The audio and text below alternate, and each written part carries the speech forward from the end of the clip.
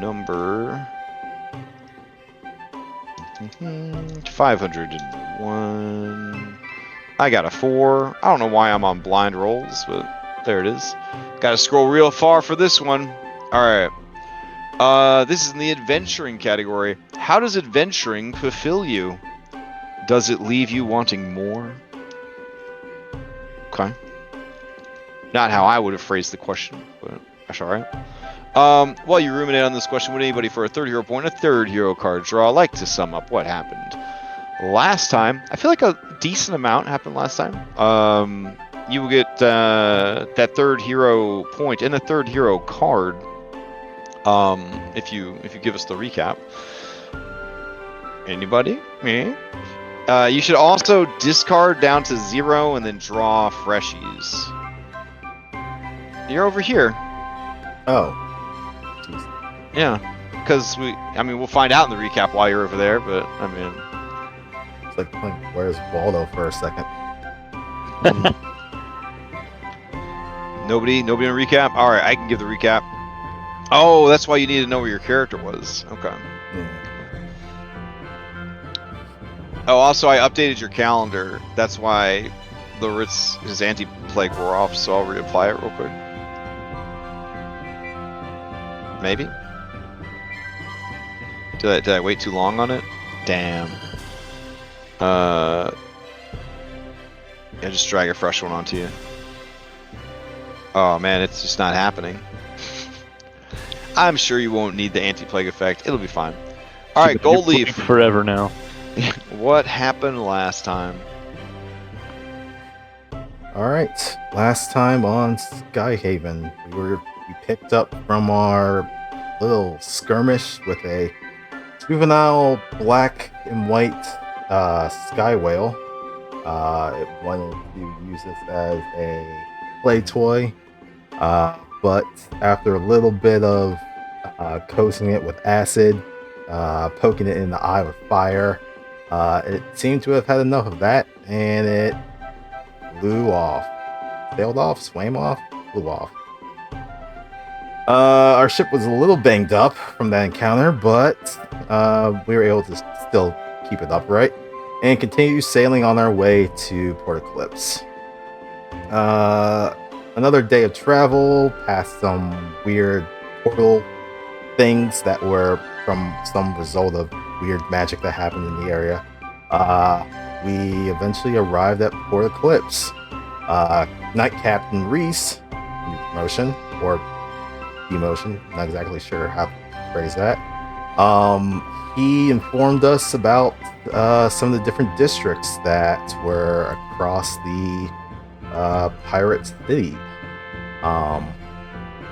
And gave us a little bit of background information just before we made landfall, which we had to dock our ship and give it a little bit of a cover name. I guess that's kind of the thing around here. With the dockmaster, handsome gentleman. But once we got ourselves a little bit situated and had to delegate who was going to remain on the ship to make sure it stayed safe, we then went to the Gallows Smile, I believe is the name of the district, filled with undead, maybe some returned, though it seems they're not exactly fond of returns. That's going to be a very interesting situation. But we went to a local bar named Peggy's, trying to get a lay of the land, where we met the hostess, Tiffy, I believe, who greeted us at the door, was able to kind of give us a couple of words. So we inquired about the location as well as some other things. And then we kind of split off. Cloudhoof went to the Knucklebones Casino because he was able to find a bunch of Knucklebone currency that would be usable for, well, gambling. Longbow left with some bony stranger. Once he heard that there was a walking library, I don't think anything else has gotten through his ears. That's been the only thing he's wanted to look for. So he went off searching for that, and I put on the charm with the aforementioned Peggy, owner of the establishment, a 12-foot tall zombie woman. We had heard that she knows quite a bit of the city, but she doesn't really talk to people, so I put on my best charm and I was able to get myself in her good graces. And now I'm in a back room with her. I hope I survive. Okay. I mean, yeah, that covers a bit. It covers quite a bit. That's good stuff. All right, go ahead and take your third hero point, your third hero card. Draw. Right. Would anybody like to, for a Faxpiration, answer the Faxpiration question? It's a D3 that you could add to any D20 roll. You can also ask the same question of any willing PC or any NPC you've met during your journey.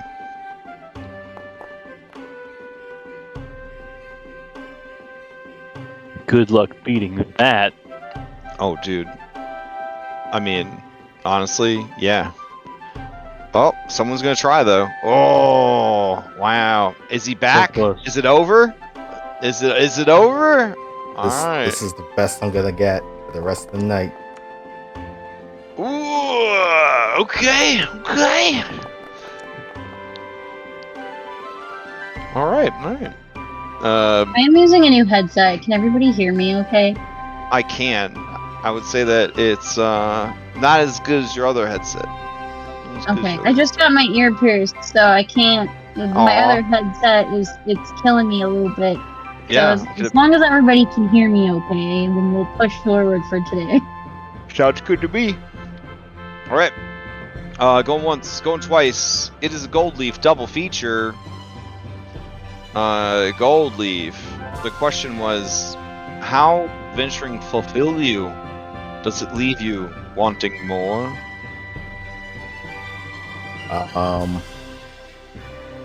These.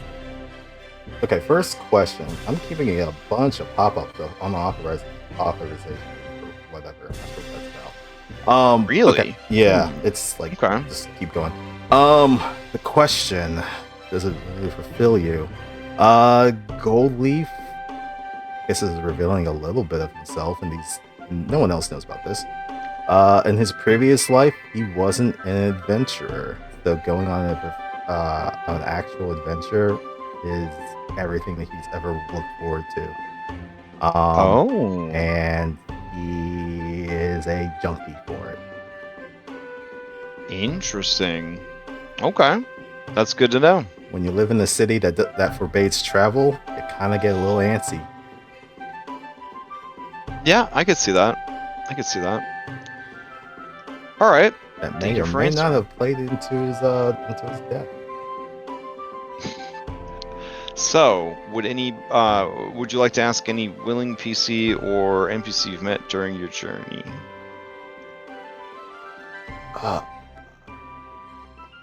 Songbow, Jade, and Lord's all rolled. It's true. I'll do it. You gotta reward that natural one. I was gonna roll a D3 and see which one of you was gonna get it. But yeah, I'll roll Jade if you want to answer. All right, Jade, do you want to answer? So I think that Jade does feel a sort of fulfillment by going out on an adventure because it's her way of trying to look for her real body if it's out there. So any situation that she gets herself into, it could be one step closer to her potentially having her old life and her old body back, and that's still a big focus for her. So she finds anything new a step closer. So it is fulfilling for her. Nice. All right, I will go ahead and assign those buffs. You guys have a fanspiration. Do you want to use it to draw from the deck, or you want to save it for something you know is going to be a bit more pressing? I think maybe save it. Okay. Bet some to get some. That's kind of what I was thinking. Okay. Saving it up. All right. That's fine with me. We'll go ahead and remove those buffs from last week. Crash is like, I know what's coming, but okay, sure. It'll be fine. Yeah, I'm just sitting here thinking, how much trouble could we possibly get into in this, this skull town? Yeah, but 100%. yeah, it'll be fine. Fine. All right. So with all that sorted, I guess it's time to hop in and do this thing.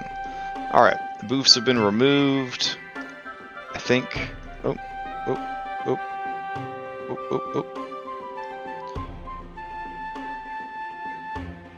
All right. Cool. Change the music out. Let's see.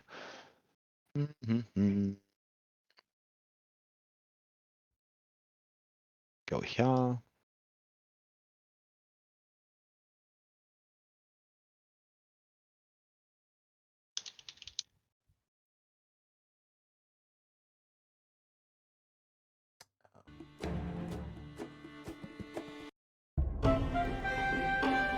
All right.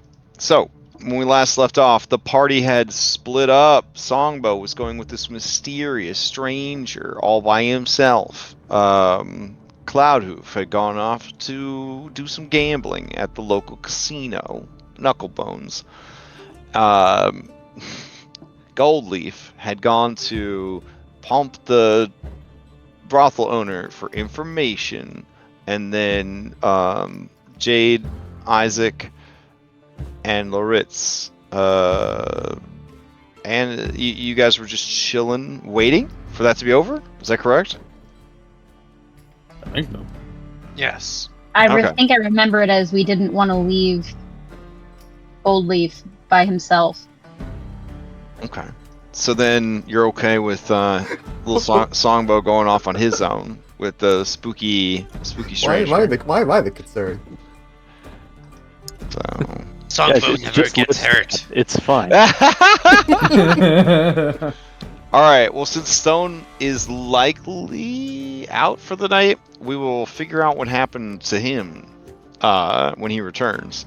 For now, I guess we will see what happens to Songbow.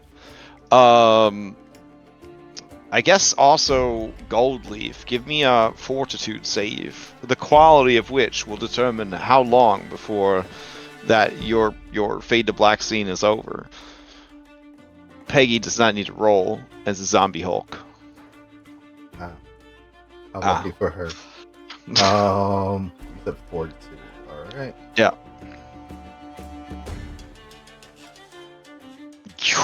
Dang. Okay.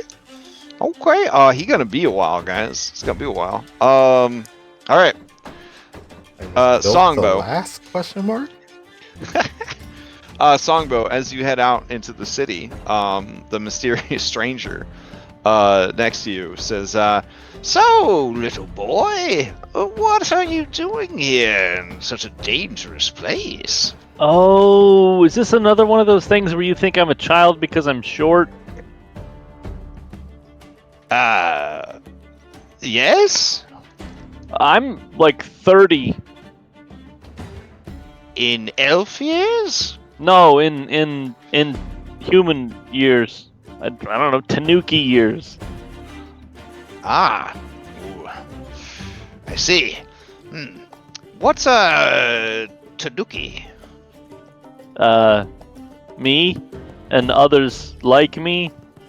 Actually, there might be some around here and we just don't see them. So we can like shape change into people and also objects. So like that right there, and I just pointed a lamppost, that might be a Tanuki. That guy right there, I pointed like a dwarf walking by, he might be a Tanuki. I see. I would say you might be a Tanuki, but I think you would probably know. I'm pretty sure. Yes, well, I'm definitely not one of those. He adjusts his glasses. You see the fiery iron lights flickering. He says, Yes, well, you said you were going to the library. Well, I said I wanted to. I have to find it first. And you're small. Yes. That's the important part. I don't want you to get the wrong idea. I wasn't trying to hang out with you because I thought you were a child. I thought you were... small. So being small lets you get into the library easier?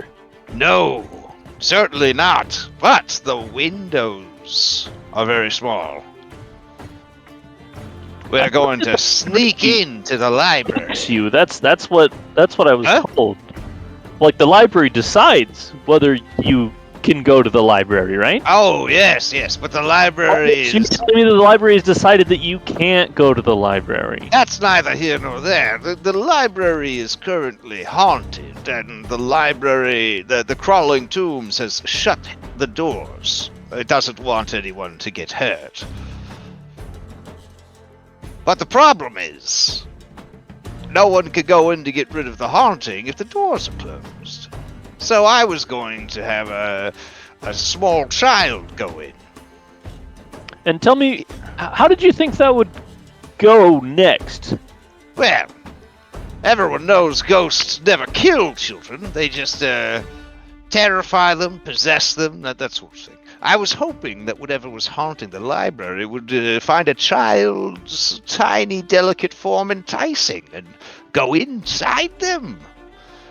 And Wait, escape. okay, let's think about this for a second. Yes. You had the choice to be haunting, so to be a giant spider-walking library or a small child. Which would you pick? No, you have the wrong idea. This is extra spooky stuff. This isn't the normal Crawling Tombs stuff. The Crawling Tombs is actually doing fine, but the library that's on its back is haunted. It doesn't want anyone to go in. Okay. Yes. And you were going to fix this by making whatever's in there possess a small child. What? Yes. What makes you think it's just Don't one worry. thing? I was going to tie a rope around your waist and then pull you out the window once we were sure you had a ghost inside you. Were you just going to repeat that if there were more ghosts? Well, yeah, I mean, you're the first child I ran into since I got this idea. and you do note that his breath reeks of formaldehyde. Does the haunting tombs, does it have a way of knowing that it's not haunted or possessed anymore? Well, it obviously knows that it is haunted because it put a sign up that said, "Closed for business, I am haunted." Okay. Hmm. You know, bones are also kind of small. Mm-hmm. Yes, but I can't be Comparison. possessed. See, I can't be possessed. I'm already dead. Oh! Yeah. Wait, undead can't be possessed? Well, I mean, He whispers to you. not the NPC undead. That seems like a really convenient, like, upside. Oh, it is. Yes, certainly. Yes. So, if you can't be possessed, Mhm. and there's ghosts in there, Yeah. why do you care that there's ghosts in there? Oh my goodness. Because I need to get into the library. I have some research I need to do. If they can't possess you, why do you care? Just go in there. Why Because so ghosts? what if it could be a poltergeist? Could be throwing stuff around. Well, it's not going to have not thrown stuff around just because you're not there. Listen, kid, if you don't want to help, that's fine. That's fine. I'll just take up a I collection. just don't know if this is the best plan for that. Oh, that's fine. That's fine. Well, you know, I heard there's some ghosts hunting fellas in town. They call themselves the Spook Smashers. I'm gonna go. You know what? I'll just get a collection going. We'll do. Wait, from the play? Yes. You've heard of them? That's like based in fact? Yes. The anniversary of the play was actually a couple of days ago. I wasn't necessarily saying that I wasn't good with the trying to get possessed plan, but I like the meet the spook smashers plan more. Yes, well, Do you think they need like a sidekick? Like a little scrappy inventor sort of character? I'm sure they're always hiring. It's a high mortality rate. Okay, so why are we still here? Let's go. All right, I don't have a lot of money. They're expensive. All right, so the two of you head off to hire the spook Pay them smashers. in knowledge or something. All right, back inside. You guys just vibing, just living your lives. Jade is still sipping on that. What was it? Pickle juice. The one pickle Like, juice that you purchased. It's probably barely like she's probably barely gotten like an eighth into it. Like every time she brings it to her mouth, she barely touches her tongue to it just to pretend that she's drinking it. Dang. Okay. Tiffy approaches you guys, and says, "Hey, you've been sitting here for a while, sipping one drink. Are you gonna order anything or get pegged or something?"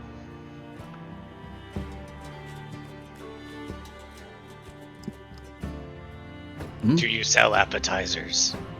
Yes. You We really have sell that? Yes, we have Or fried pickles. Fried pickles. with- He was gonna say fried pickles. Here and was that fried will do. bones. Yeah, Fried Mm. pickles. that hasn't changed. So we get some fried How much? pickles. No, you need to figure out how much they cost. Oh, it's 5 silver pieces. Can you break a gold piece? I certainly can. That would also like 5. All right. And again, all mention of like coin is just they're using the gold standard. They're just kind of going against the gold standard. As she heads back over to the bar, she talks to the barman. The barman's talking to her. She's taking the order. The barman points at Isaac. And then he holds up a piece of paper and shows it to her. She cocks her head and looks at it, and then she looks back at Isaac, and then looks back at the piece of paper. Then she looks back at Isaac and narrows her eye at him. Then she shakes her head. Yeah. You don't have a reputation that we are unaware of, do you? Well, I think we all have a reputation. We did flee the city, kidnap some guards. And... Yes, I'm saying other than that. Oh, yes. I mean, I am a severe drug addict. I was gonna say perhaps the drugs probably. I'm assuming it's a wanted poster the way they looked at it, so maybe we skip the fried pickles. But I Or already paid. or we wander away and see what happens to Isaac and step in if necessary.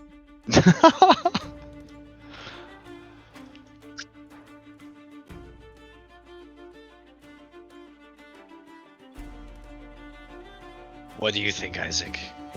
Well, just watch my back. I'll eat the pickles. I mean, if anything, potentially the cook just wants to peg you. Mm-hmm. Maybe he saw the wanted poster and said, "This gentleman right here, he suits my fancy." You I mean, never know. That's I a feel very like- optimistic view. I feel like that's also very optimistic. Just because they want to make love to my sweet boy hole, not mean that they aren't actually looking for the bounty that probably is on our head. Hmm. Well said. Oh, my wife is sitting next to me and has no context of what the fuck I just said. That's excellent. The words "sweet boy hole" better be in the next set of notes. No, what are you talking about? That's the name of the episode. What are you talking about? Sweet boy hole. I'm making a note of it right now. Damn it. It's been recorded. It's living in the whole time. Lawrence's posture stiffens and he uncomfortably gets up from the table with that, and he's all right. We'll watch your back. Okay. Keep an eye out. So you guys leave him to his own devices. Jade leaves the pickle juice at the table. So you pick up the 1 millimeter of pickle juice that's still in the glass. You pick up the glass of pickle juice, and you just move to a different open table away from Isaac. I'm just gonna wander along the edge of the room. Loiter. Look like I'm going to the bathroom, you know. Okay. Do gargoyles go to the Not- bathroom? Not literally like in there, but is there a restroom? I don't know how this part works. Oh, yeah. I mean, there is a place to go to the restroom. Yeah. It doesn't get. It's actually kind of clean because like a lot of people don't use it. But it is there. All right. You go in and I guess you take care of your business. You're not doing something untoward in there, are you? No. I'm just okay. trying to look casual moving about the restroom. Just poop casual. Got it. He All right. perches on the toilet though. I think that's important to establish. Oh yeah, I mean that was already in my mind's eye theater, but thank you for bringing that into Was the focus lid for closed everybody. or open? No, it's with it open. Like no matter what he's doing, he's perched. That answer is so Incredible. All right, fair enough. So you all slowly move away from the table, except for Isaac. All right, Isaac. She comes back with your change and a basket of fried pickles. They are all sliced into coins, well battered, fried, beer battered and fried. They smell delicious. There's an assortment of dipping sauces to go with it. I mean, overall, it's pretty nice, and it's a lot of food. She says, "Oh, where did your friends go? They seem to have left you all by yourself." Oh, well, you know, they're very busy. All right. I'm going to ask you, my friend over at the bar, he wants to know, do you take commissions? You have a look about you. She kind of motions to your bandoliers, your belts. You just, you got flasks strapped everywhere, potions, like an alchemist. Well, he was wondering if you take commissions. He has some things he's trying to get done. What kind of things are we talking? Oh, he's trying to regrow or grow new skin. You kind of look over, bartender looking pretty rough. Perhaps some eyeballs. I was hoping to maybe get a fuller head of hair.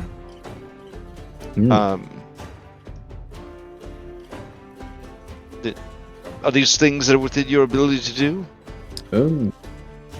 Well, I'm sorry I've had enough time to look through this gigantic list of shit that I can do. Okay, you're gonna look and see if you could actually help this guy?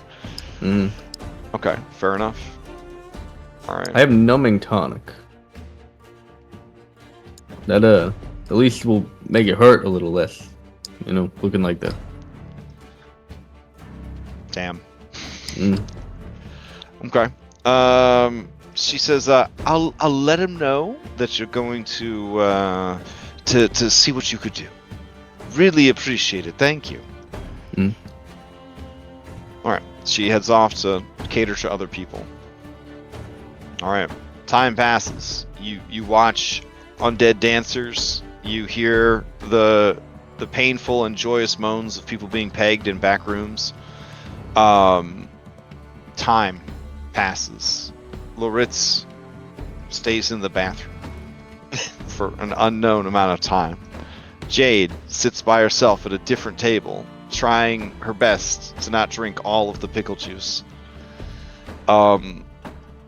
Meanwhile, time passes in Peggy's room. When you're done, the camera resumes like a shot of you, Goldleaf.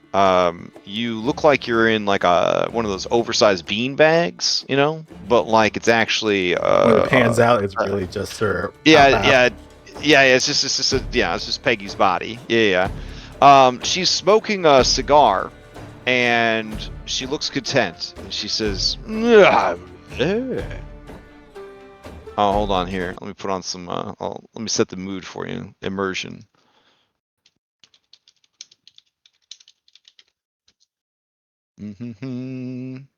Oh yeah. Here we go.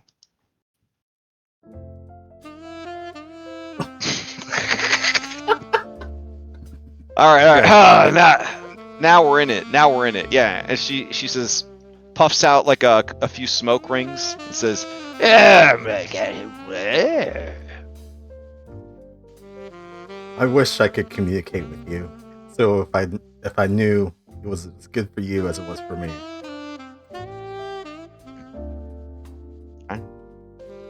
She seems content to just cuddle. Peggy and her establishment, big into aftercare. She offers you a cigar, and this is when everyone gets to find out, do you have a mouth? Oh. I feel like there is a tearing of wood as there's just a little bit of a line that starts cracking open. I mean, that's better than what I thought. I thought it was located on the top of your head, like hidden inside all those leaves. I mean, that was another option I was thinking of, but I think he just forms a mouth. All right, this cigar is oversized. It's like smoking a firewood log. She lights it for you. This goes well for Aleshi. Yeah. Okay. You don't have lungs, but you could feel the things that process toxins and oxygen being like, bro, you put us through a lot already. What else you gonna do to us? As the hot smoke fills your body. She talks at length about many things. About things that you don't understand, because you don't speak Necrol. Do I see like a book, like a notepad or something around? You look around her room, and you do see that she has a desk, and on the desk is a writing set. Okay, I will point to the writing set. Lazily, she looks over at the desk and says, yeah. I will approach the desk and the book and the writing set and start writing in it. Okay. To see if she understands common because writing. Because this is a serious game, I'm not going to ask you to make a climb check to get down. Because it's a serious move. So, all right. So you head over to the desk. I mean, I'll just hop down and float, but yeah. Okay. Oh, right. Okay. So a little trampoline sound effect, and then you float down. Fantastic. Serious game. All right.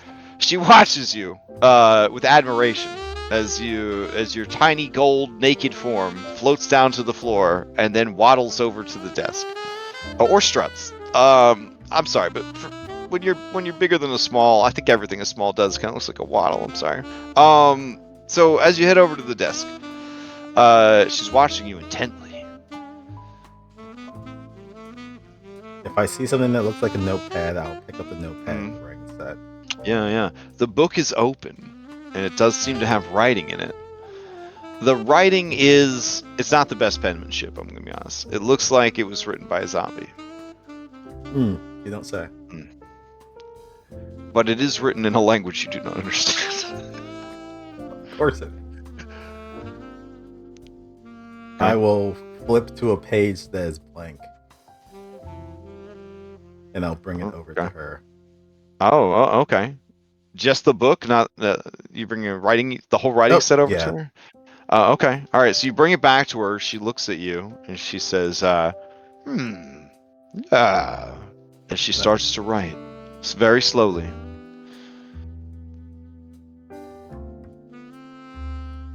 She seems thoughtful. She looks at you.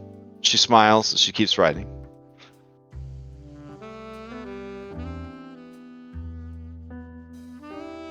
When she is done, she, she dusts the ink or whatever, shakes it, not onto the bed, that'd be unsanitary, and then closes the book. She sets the book on the nightstand with the writing utensil.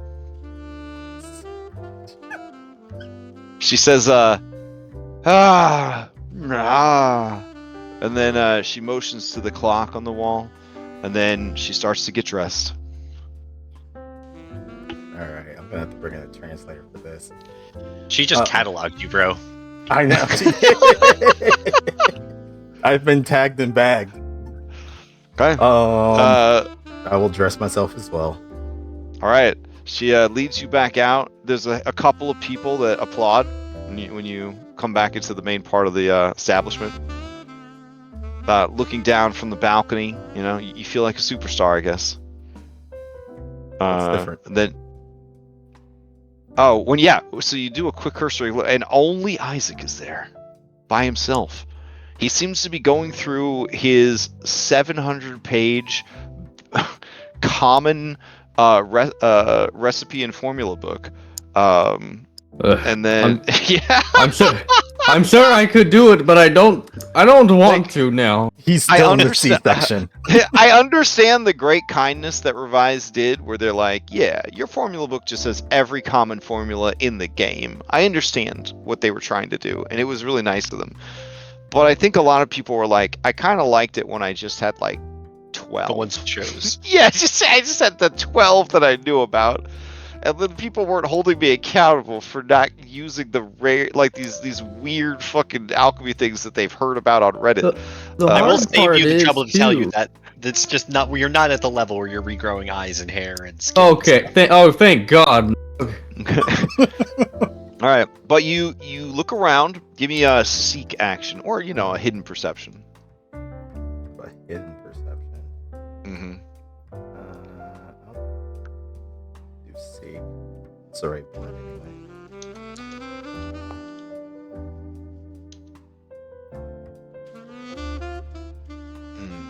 What do we got here? Oh, okay. Yeah, you see Jade sitting near a wall by herself with the same glass of pickle juice. You don't see Loritz anywhere, you don't see Cloudhoof anywhere, and you don't see Songbow anywhere.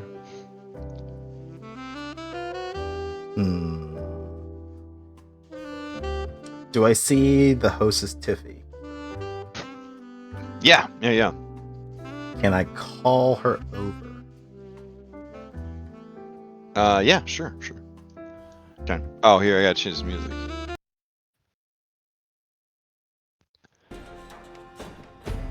Okay. Yeah, she heads over. She says, so, you need something? Yes. I had a wonderful time with Peggy. She is the most Yeah, gracious of... she told me it was, free of charge. Oh, how wonderful. Oh, I didn't expect that. But I would like to talk to her about something. Unfortunately, I realize I don't speak the language. Would you be able to translate or know of a translator? Oh, yes. I mean, I do frequently provide translation services for Peggy, but generally, she's pretty tight-lipped about things. Was she really chatting you up in there? Well, that's the thing. I don't exactly know, and I would like to be able to talk with her. Oh, The well, cuddling that's awfully was nice, immaculate, but... Yeah, unfortunately, we have a business to run. I mean, I'll talk to her and, maybe come back tomorrow. Okay. You know what? That sounds wonderful. All right, that's great. I see the rest of my compatriots. Are they okay? They seem to be sitting separately. Oh well, the barkeep is trying to commission your friend. What was his name? Ivan. for some sort of alchemical solution for his. She kind of motions to her face area. Like some facial reconstruction. Your thrifty young friend is I'm not sure what she's doing. And then I think your gargoyle's having digestive issues. Yeah, he's been the sick a couple of large, days. handsome horned fellow left pretty much as soon as you went to the back room, shortly followed by your son. My son. Yes, the little boy with the beads and the fur. Oh, him. Okay, gotcha. I see. Yeah, so precocious. Yes, he is. All right, thank you. I'm going to go rejoin my friends, and tell Peggy I had a wonderful time and look forward to seeing to her tomorrow. Certainly. All right, then go. First to Jade. All right, Loritz and Jade, you definitely hear this loud bard from your current locations. Lawrence would come back after what he thinks is a normal amount of time to be on the toilet, but what a human would think is probably something is wrong with him. Gargoyles only poop like once a year. Listen, it takes a while. I still think it's kind of hilarious that everybody thinks that Songbo is like a child, but I'm like Or the a same son. type as Songbo. Look at the life in his eyes. Jade has no life in. You know, I'm the sure it's boobs fine. probably give it away though. So fair. I get it. Yeah. All right. Yeah, Isaac. Yeah, you're pretty sure that you can't help this guy right now. I'm very sorry. If I can come back and help you, I will. But I'm not able to at this moment. You're too damaged. The guy says, "Oh, that's rough. Too damaged. Are you sure?" Oh yeah. Oh yeah. I'm a doctor. I feel like if I just had a face and maybe some eyes, I could really, do something with my life. Have you heard of? Maybe get out of the gallows smile, Have you heard of Bag? A bag. Yes. I knew a student one time. Well, I didn't know him too well, but he My splashed buddy acid. is a scarecrow. He wears a sack on his head. A student I had splashed acid on their face while I wasn't paying attention to them, and it was really bad. But they got themselves a nice bag with a smiley face on it, changed their social life. You don't think people will think it's scary? Not if you put a smiley face on. All right. He seems thoughtful. Like he's thinking about it. Just chew on it for a little bit. I'm just saying, don't pass up. Wait, I have to chew on the bag too? No. Just think about it. It's a saying. Oh. All right. I will think about it. Try. I guess he's gonna think about it. He wanders away, a bit confused. All right, you guys are reunited. And it feels so good. Yeah. So what? So No, what now? a completely different experience from when I was a human. I'm actually glad that this body is made of leaves and foliage. Did you learn anything useful from Peggy? I had hoped, but apparently she speaks a different language, so that little barrier there makes it difficult. Tiffy was kind enough to say that maybe tomorrow we'd be able to ask her some information. but at least for now, it seems like I've gotten into her good graces. So that's a step in the right Oh, direction. is that what they call that? While we have the rest of our time here, perhaps we should mingle with the locals and try to find some information. That's what I was thinking as well.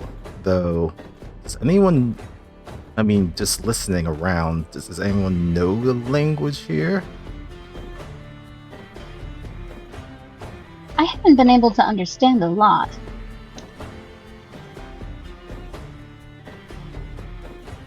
Captain Reese, Silver Eye, any idea? Well, Captain Reese says, Oh, what you mean? Know the language. They speak a lot of languages here. Is there a particular one for the undead? Oh, yeah, they call that necro. Ah, Necro. Does anyone know Necro? everyone kind of looks around.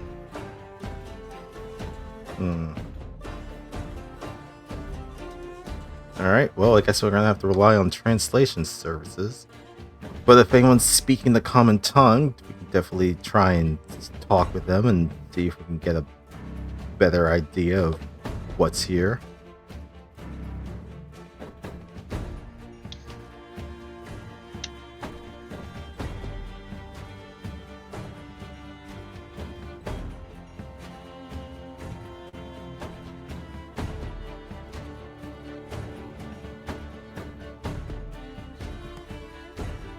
Okay. Do you guys call it at Peggy's? I believe Well, I there's think an we're gonna try activity gather called information. Gather Information. Oh, okay. You guys are gonna actually do the gather information skill here now. Gotcha. All right. Something that Sungbo, if you hadn't been so impatient, could have done to find out the information you get. All right. So go ahead and give me some gather informations. You can't just That's tempt the man with the diplomacy. giant walking library.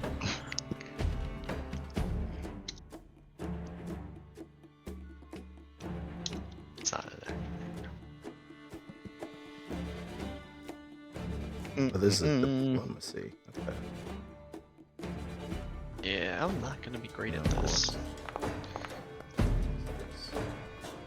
Oh, these should be hidden also. Oh, good. Yeah, because you might get misinformation. Oh, I I would pulled it probably would out have. from the. I guess whatever. Well, I put the diplomacy thing there, so I guess if you just click it, it should be blind. Oh shit! I should have said I was going to do that advantage. Cool. Well, it was private to only you. Oh, did you do My bad. direct to It's GM blind. one? I do that all the time. Yeah. There you go.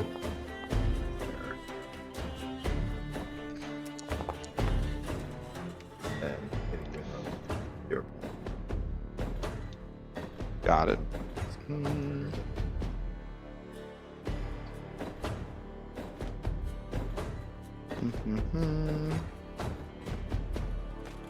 All right.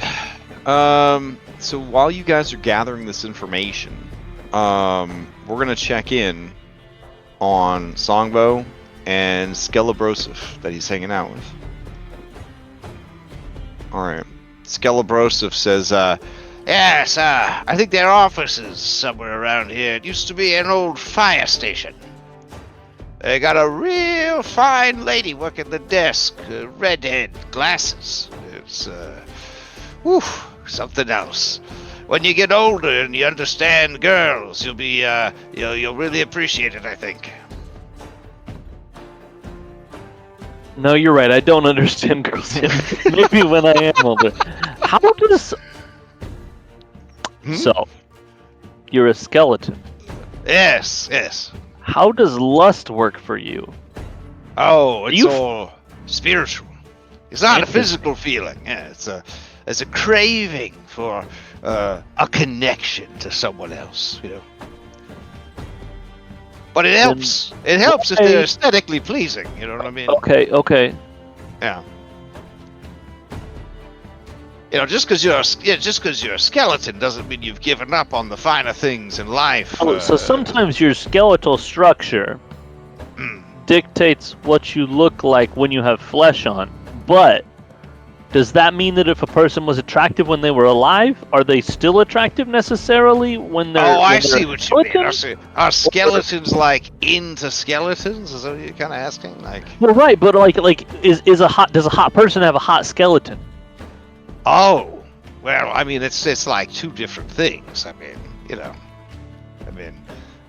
the man I was could appreciate what we had, and then the Skelebro I've become is also open to a new world of possibilities. Interesting. Yes.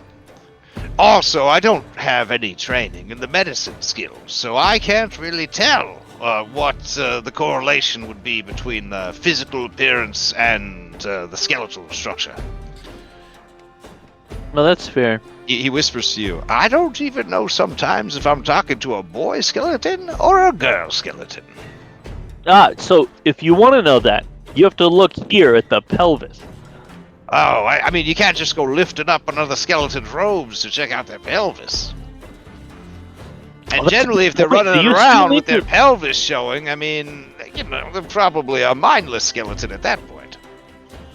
Oh, so do skeletons that retain like mental acuity? Do they still normally wear clothing even though? Well, I do you don't want to need to wear brag, clothing? but Does it keep you warm? amongst the lesser undead, skeletons are considered the most intelligent.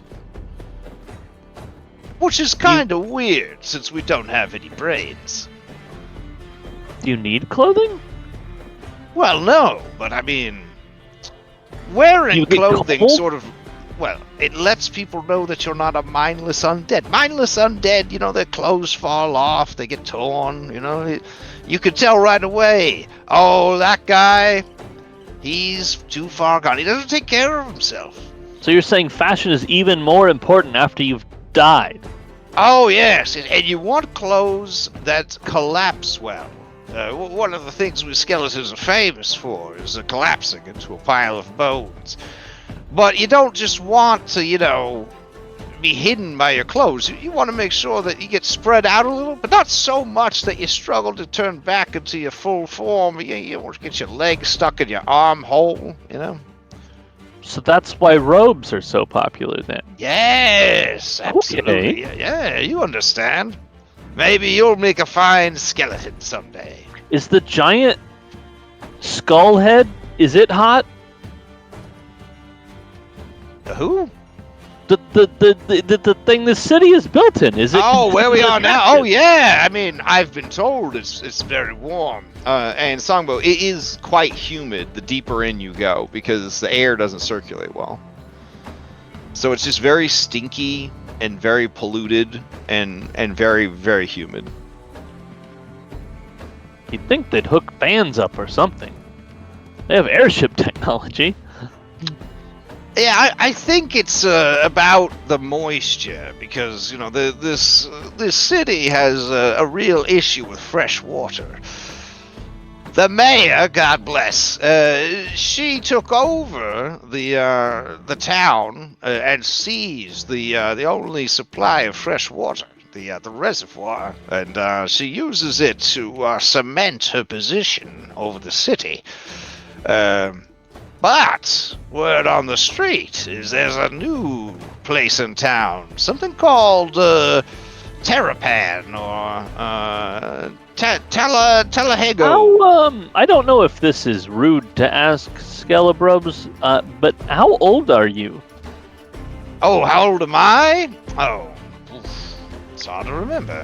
How old? Well, you see, time passes differently on the plains, my good child. It's hard to keep track of that sort of thing. And I'm trying to remember my human life.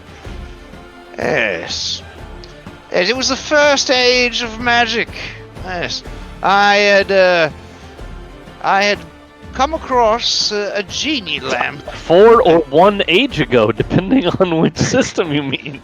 Oh, yes, of course. They call it the PR first stage, the pre-revised first stage. Okay. Things were different then. We're in Things like were 2 and different a then. half right now, then. There were all sorts of problematic things, like, for example, I found a genie lamp, and I was able to wish for the genie to fall in love with me. But the joke was on me. I fell in love with her. Eventually, she convinced me to use my last wish, to wish for both of us to come back to the elemental plane of air, where she could be free, and we could be together. Oh, does she live with the other air? What are the? Oh, are the they twins here? Jathum! Yes. Well, that's the problem. You see, it turned out that she was actually happily married before I trapped her in a non-consensual relationship via her own magic.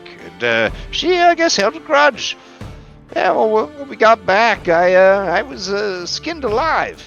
Left that way until I died from the pain. That's what made you into a skeleton, bro, or did someone bring you back later? Oh, no, it was definitely my iron will brought me back. So you Well, died from being skinned alive. Did you just like crawl out of your own muscle and flesh then? When Well, you came back you to know, life, there or- was a period between dying and becoming a skeleton. I don't quite remember the whole thing, but my understanding was that my bones were stripped of the flesh and then discarded. Oh, Yes, prime material meat, you see, is a delicacy amongst the Jathum. So, interesting. and since mine had been aged to perfection through my sorrow and my suffering, and also, of course, just exposure, I'm sure it went for a fine price. Well, that's gotta feel good at least. I like to think that maybe she and her husband, ate some of me in a pie or something. Like maybe we had one last connection before it was over.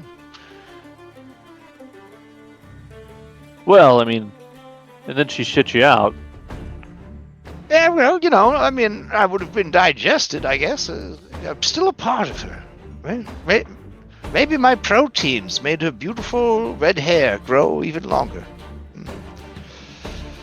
It's kind of like a metaphor for your whole relationship, really. Oh, I can't believe this! As you guys look up ahead, you see that a protest is going on. Hashtag not politics.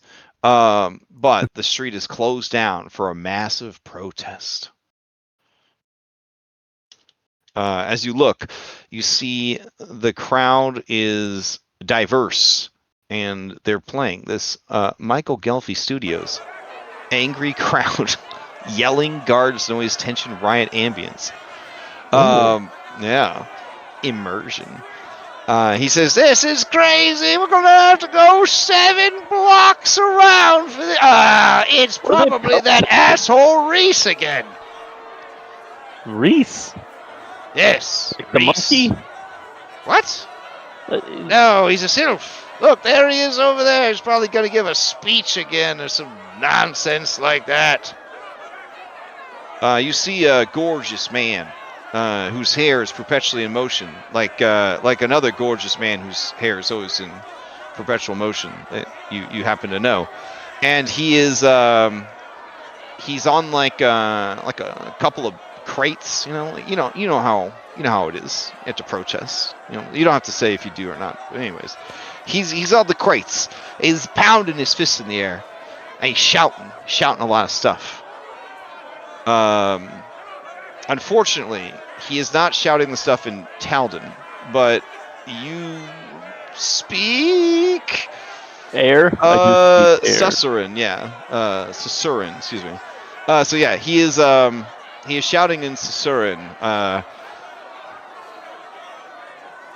People of Port Eclipse, are you thirsty? And you see a lot of them, even the undead, who you're pretty sure aren't thirsty, are all screaming like, "Fuck yeah! Fuck yeah, I'm thirsty!" And he's like, "Do you know who keeps you thirsty?" And then someone shouts, "The mayor!" And he says, "That's right." And then he points, and then the camera follows his finger all the way across the city. up near the sinus cavity. So you guys are like down here in the back, and the camera goes whoosh, and it whips all the way to the inside of the sinus cavity, where the audience would see the leader, I guess, of these people angrily staring back down. But you wouldn't see her because obviously you can't see that far. But you know, you get the idea, I guess. Anyways, people. People are then, yelling and screaming. He's just riling them up. You don't see any guards around, and you don't see any sign of this stopping anytime soon. And basically, his salient points are: water should be free. It's not like there's a limited supply. They have a gate to the elemental plane of water. Look at this new town, Toronto. It has unlimited water. Their leaders, whoever they are, understand how to treat their people. They don't use water to enslave them in Toronto. And everyone starts screaming like about how cool Toronto is. And then some of them are like, why don't we take Toronto's water? And then he says, that's what she wants you to do. Don't you see? She's going to try and mobilize you. Mobilize all of us to go and take their water. But we don't have to. She could just give us the water we already have. And there's some pretty radical ideas going around over here. You don't know what Toronto is, but it sounds like they're on the knife's edge right now.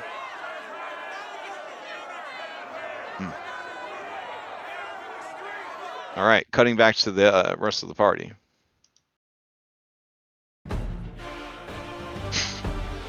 All right, as you guys are spending 2 hours gathering information, because that's how long it takes in Pathfinder to gather information. I'm seeing some fine checks here, some real fine checks. Jade, you may ask any 2 questions. They could be anything. It doesn't mean that I'm going to be able to answer them, because they're going to come from the people that would frequent Peggy's. But you may ask any 2 questions you like. That means you either critically failed or critically succeeded. Loritz, you may ask 1 question. Isaac, 1 question. Goldleaf, 1 question.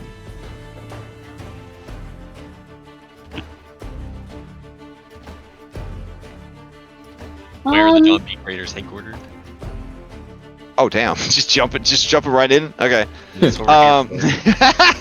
Thank you for keeping on task. So yeah, you're just asking like. So the people you're talking to, they say stuff like, it's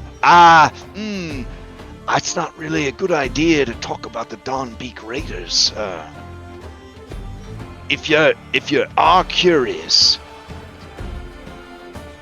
what are you trying to join them? Something like that. Oh, well, then you should head to the cobwebs. Head up high. Ask around there. You'll get your answers.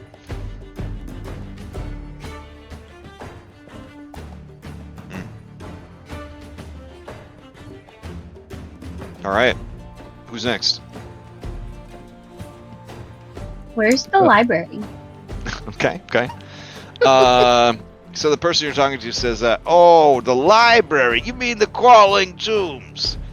I'll be honest. When I first got here, I thought crawling tombs meant it was a graveyard, but apparently it's pronounced tomes, which is some kind of book.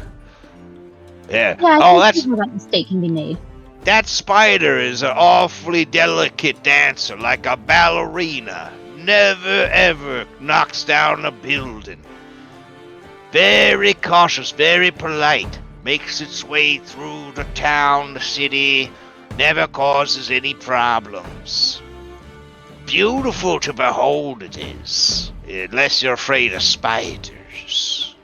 You're not afraid of spiders, are you? I'm not. As I'm they not ask, afraid of a spiders. spider peers out of its left empty eye socket to look at you. Like, are you? Jade winces the tiniest little bit, but does her best to remain strong.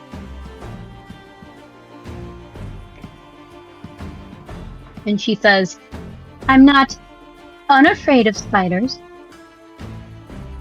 Ah, well, you're never gonna find it out here on the Gallows Smile. It never leaves the shadows. You gotta head past the jawline. It's always in the upper cranium, near the cobwebs, or sometimes circling around the inside of the face.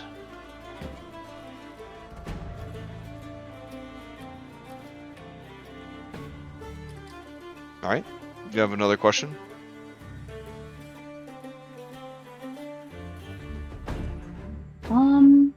Jade wants to know if there's anybody in particular that has been cited, or that anybody's talking about, within Peggy's that is kind of like hot gossip. Oh. Okay. Within Peggy's, that's hot gossip. All right. Let's see. Essentially, she wants you to spill the tea on who's who. Oh, like in the town? I got you. Hold on. All right. The general consensus is that there is none more beautiful. They look around to make sure Peggy doesn't hear. Than the mayor, Captain Vendria, whose otherworldly beauty rivals those of nymphs, which they explain to you are creatures from the prime material world who are so beautiful. If you see them with their clothes on, you go blind, and if you see them naked, you die.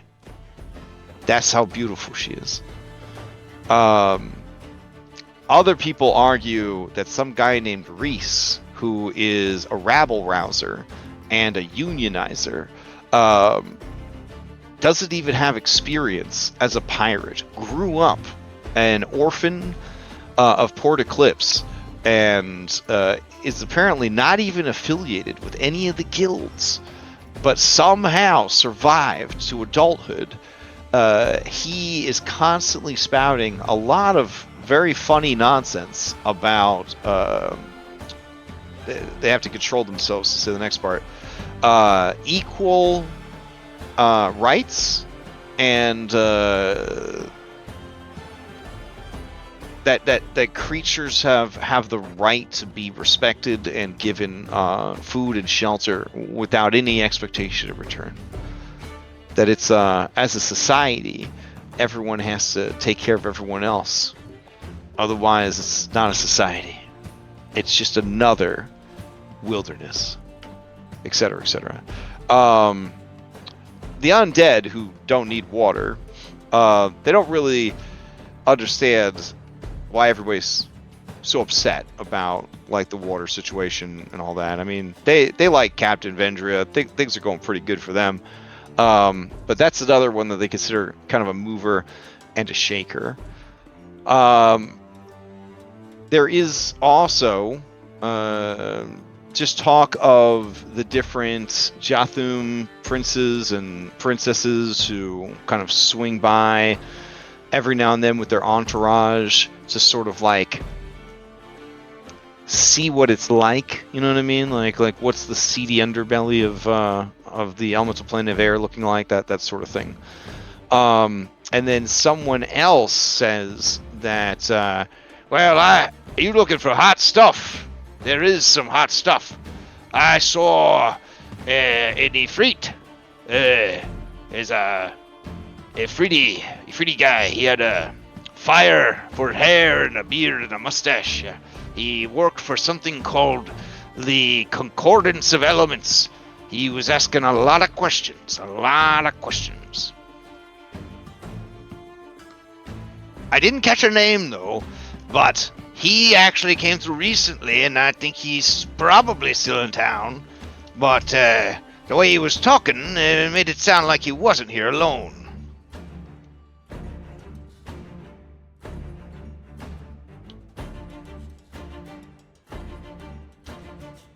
And then someone else says, no, I got his name. His name was Ferenzo. I think that was his name. I'm just guessing.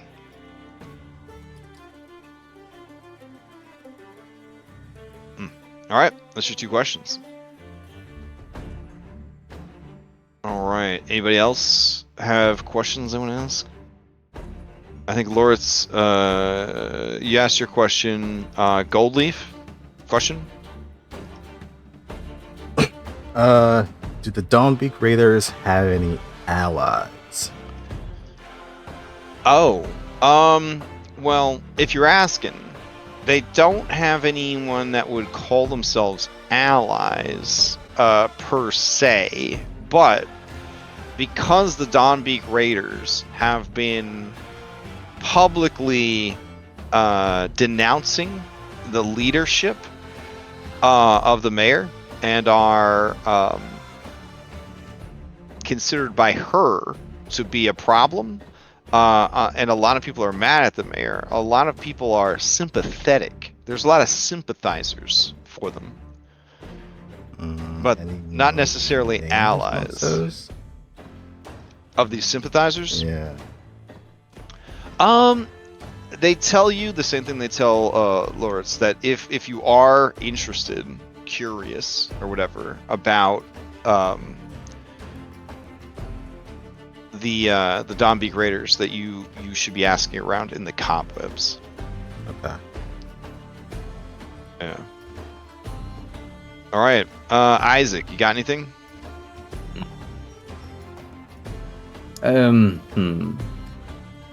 Is there like, do they know the number of crew that the Dawnbeak Raiders have? Like what are their number? Ooh, okay. So it's rumored that they have a single, like, admiral. But then under the admiral, there are 3 captains. Ooh, this is a big one. Yeah. And that in their fleet, there's at least 9 known ships.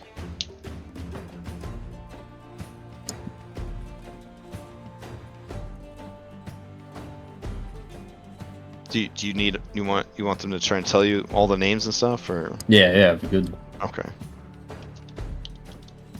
I didn't want to push my luck. Cause like, Well, I'm gonna see if they tell you all of them or just some of them.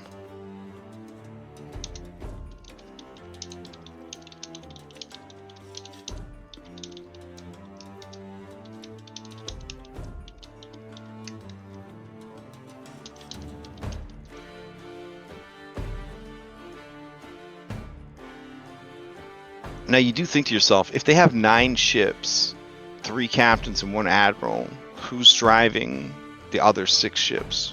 Or, I guess with math, admirals in 1 ship, the other 5 ships? Wouldn't every ship have a captain?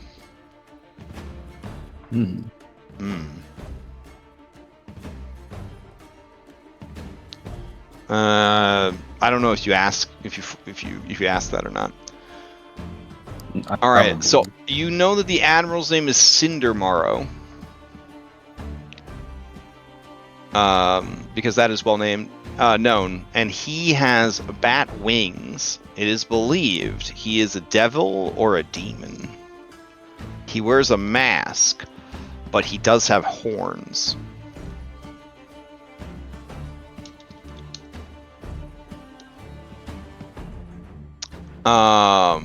Then there's Captain Thess Crowscorn, who is a harpy, but her wings are broken. Rather than have them chopped off, she wears them as a cloak. Well, that's fucked. Mm-hmm. Then there's Captain Cragthirst, who is allegedly a one-eyed gargoyle. And then there's Captain Hexel Skarn, who is an undead returned.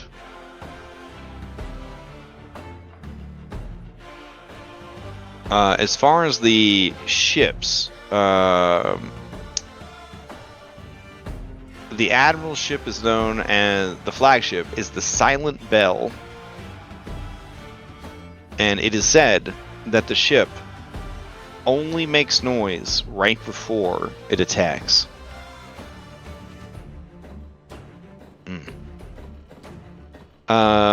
Oh, the Withered Choir is the ship of Captain Crowscorn.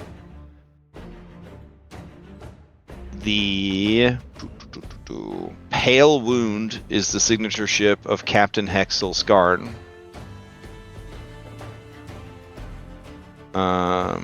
And let's see. That's all that you're able to learn.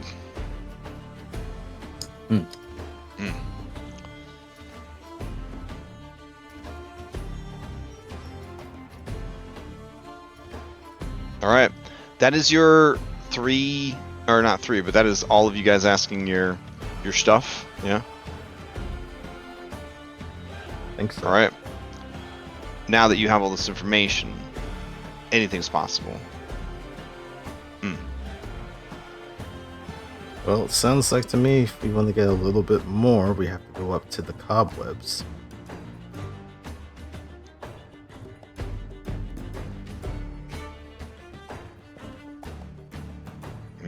All right. The captain does remind you that he does have some contacts in the city that if you wanted to, you guys could try to look them up. But he does want to know if you guys are worried about Songbow. That little guy, he seems like he will only going to get himself into trouble. Did anyone see who he left with? Silver Eye says, yes, it looked like some sort of skeleton pedophile. Oh, he loves skeletons. Does he? Isaac, did you skeleton pedophile? Did you miss that part? Well, I wasn't paying much attention to that part, but the skeleton stuff, he does like them. The captain says, now hold on, how did you know he was a pedophile? And she says, well, he opened up with, oh, hello, little boy. Are you a little boy who's all by himself? That's not a good opening. Yeah, the He said captain little said that- boy twice in his introduction. Yeah, the captain says, oh, yeah, that's no good. And he hangs out at a place known for pegging. Oh, yeah, oh, well, he's a lot of things, but one of those things is a good engineer, and a good engineer is hard to find. Maybe we should go look for him. I agree. I do kind of miss that little crowbar.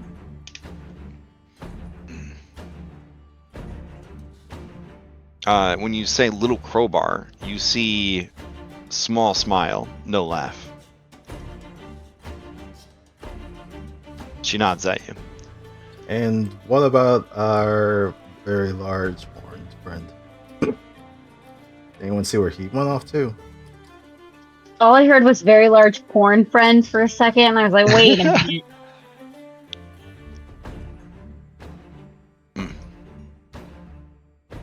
I'm talking about Cloudhoof. Anyone see where Cloudhoof went to? Oh, Silver Eye says he went to gamble. And then the former captain. Sorry, Jade. Not captain. Yeah, Reese Irongale Durnall says, how did you know he went gambling? And then Silver Eye says, because he kept fondling his chips and looking around, bored. And as soon as Jade was distracted, he fled, clutching the chips. And he also said, I'm going to go gamble. Yes, he did say that. Durnall says, I see. All right. That's why you're a first-class assassin, I guess. I can't imagine he'd get himself in too much trouble. I mean, he seems like a pretty stable-minded fellow. Compared to Songbo, our little boy engineer, I do feel concerned for him. I think that he should be our main focus. I do But we feel at that least he easily know takes where advantage of. Cloudhoof is. Finding Songbo may be a little bit tougher if he just walked into the streets. Yeah, he does have a tendency to just want knowledge first. I guess. I mean, he had to have headed toward the library. The library that walks around? Yeah, I'm pretty sure that that's all he was talking about. The library that doesn't stay in one place at all?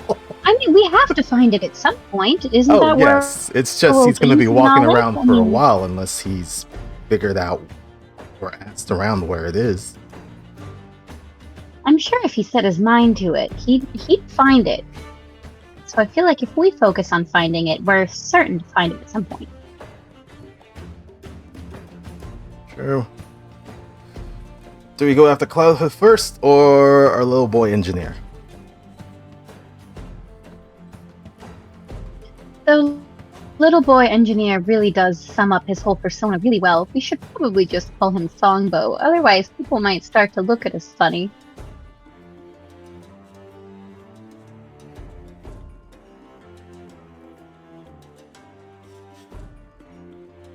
But I say yes, I think we should head after Songbo. I'm not as concerned about Cloudhoof. I can't see him getting himself into nearly as much trouble as Song.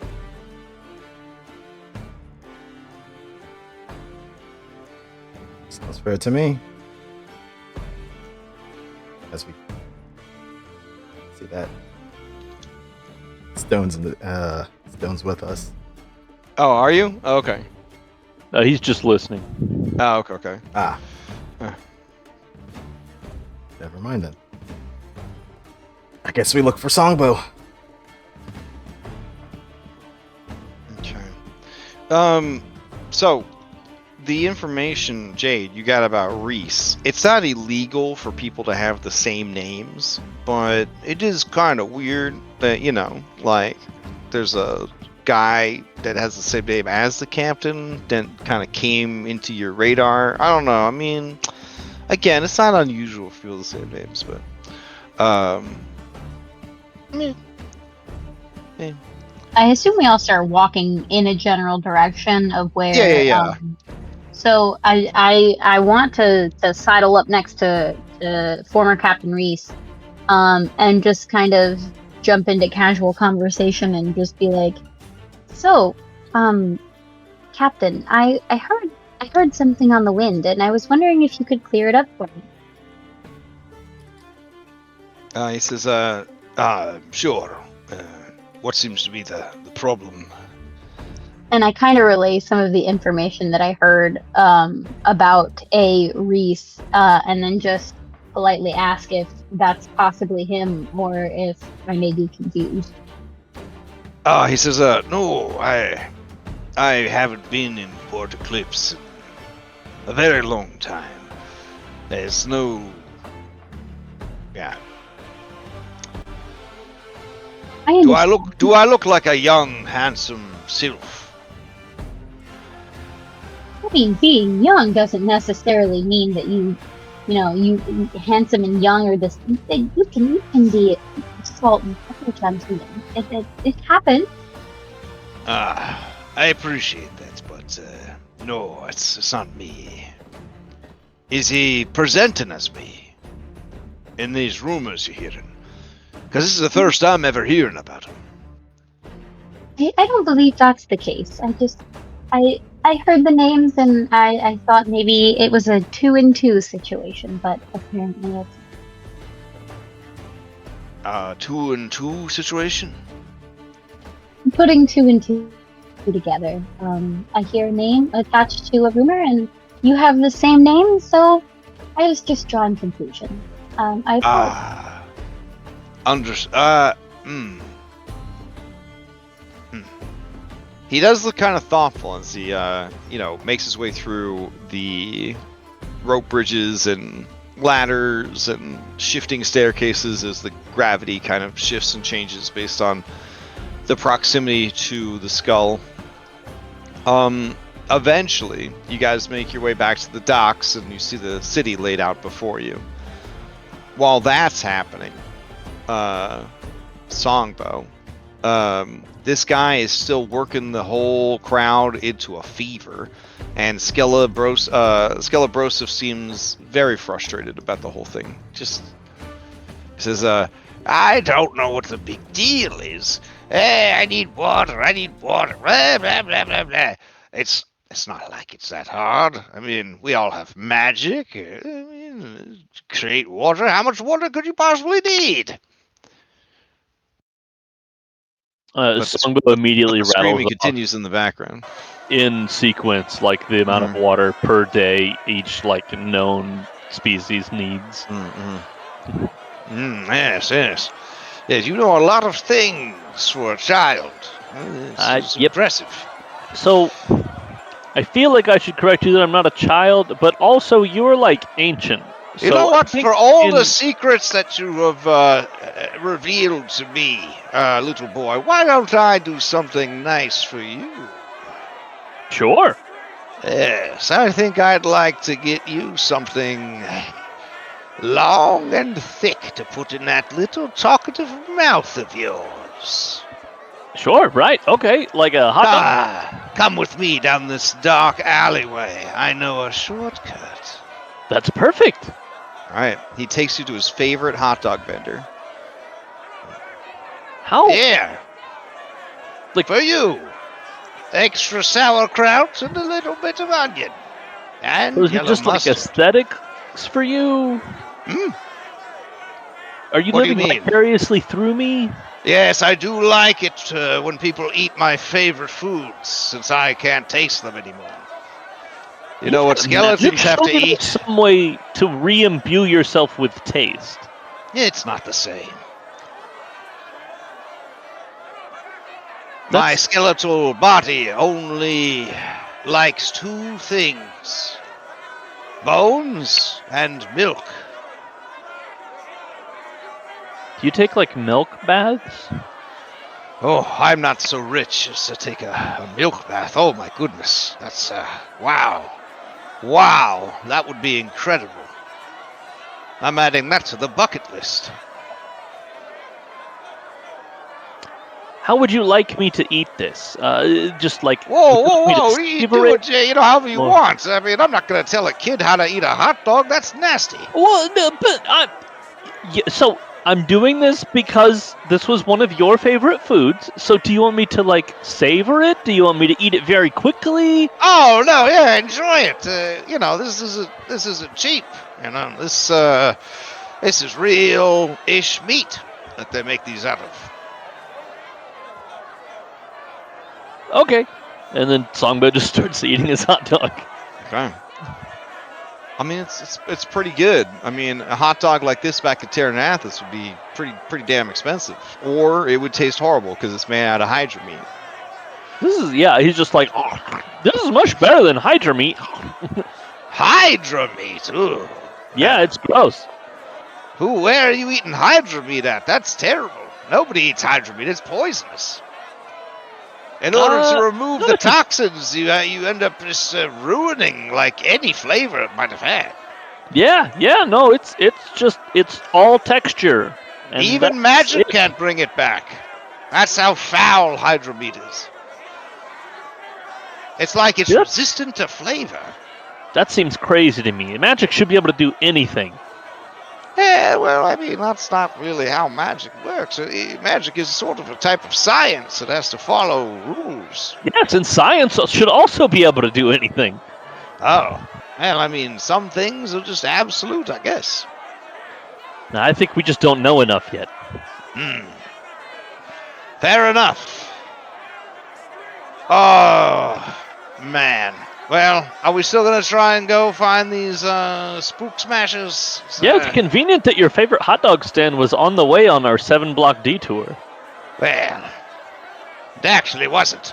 As you guys are walking through the streets, up ahead, you see Songbow eating a very long hot dog and hanging out with a very creepy skeleton.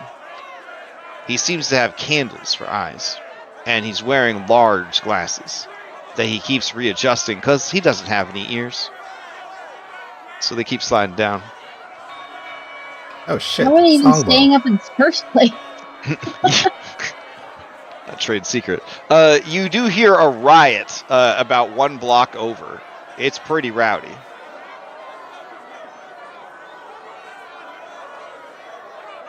Oh shit! It's Songbow. That was a lot easier than I thought.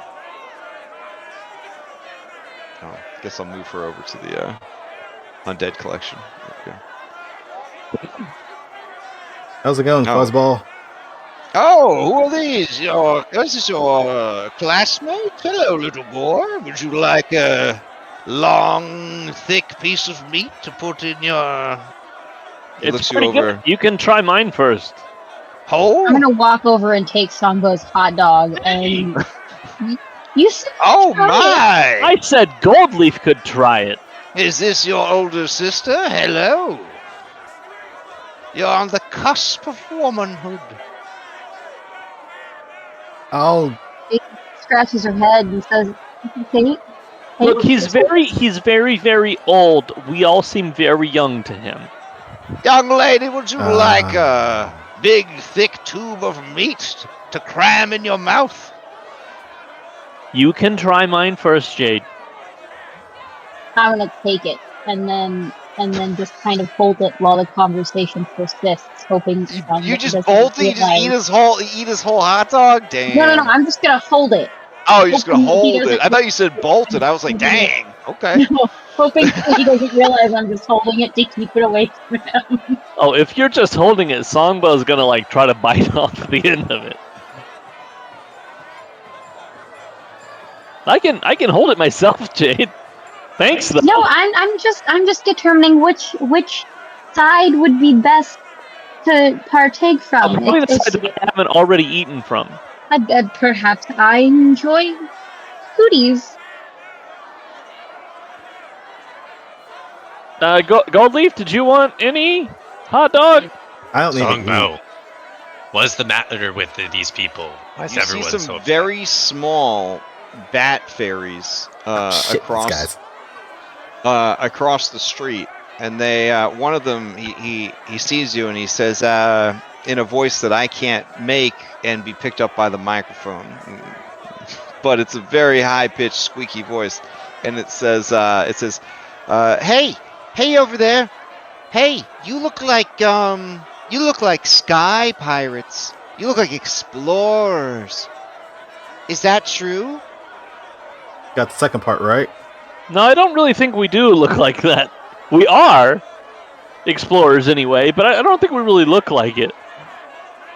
Well, I think you do. I definitely think you look like that, and that's why I got a deal for you, friends. Come no, on we don't over, have and I'll anything. tell you about your fortune. I just told you I don't have any money. Well, Song No, I'm gonna give you money, sir. Okay, and Songbow holds out his hand. My employer is a generous woman, and I'm ready. no. I'm gonna tell you about an opportunity to get money. Oh, does it have to do with the library? No. I'm no. not interested. Thank you. Damn. All right, let's talk. Go look Oh, for thank Walker you, then. sir. Thank you. So first of all, how are you doing on this fine day? Sorry about the noise. The locals are upset about the water situation. So that's what all that noise is about. Yeah, there's a guy named Reese. He's some kind of rabble-rousing unionizer, which apparently around here is bad. You wouldn't think it would be bad, though, because my understanding is that, that's people that want, freedom and stuff, and that's what I thought pirates were all about.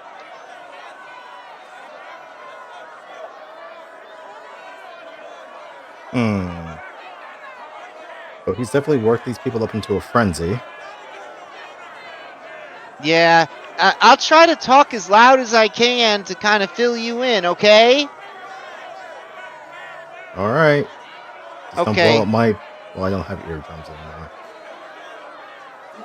Never, sir.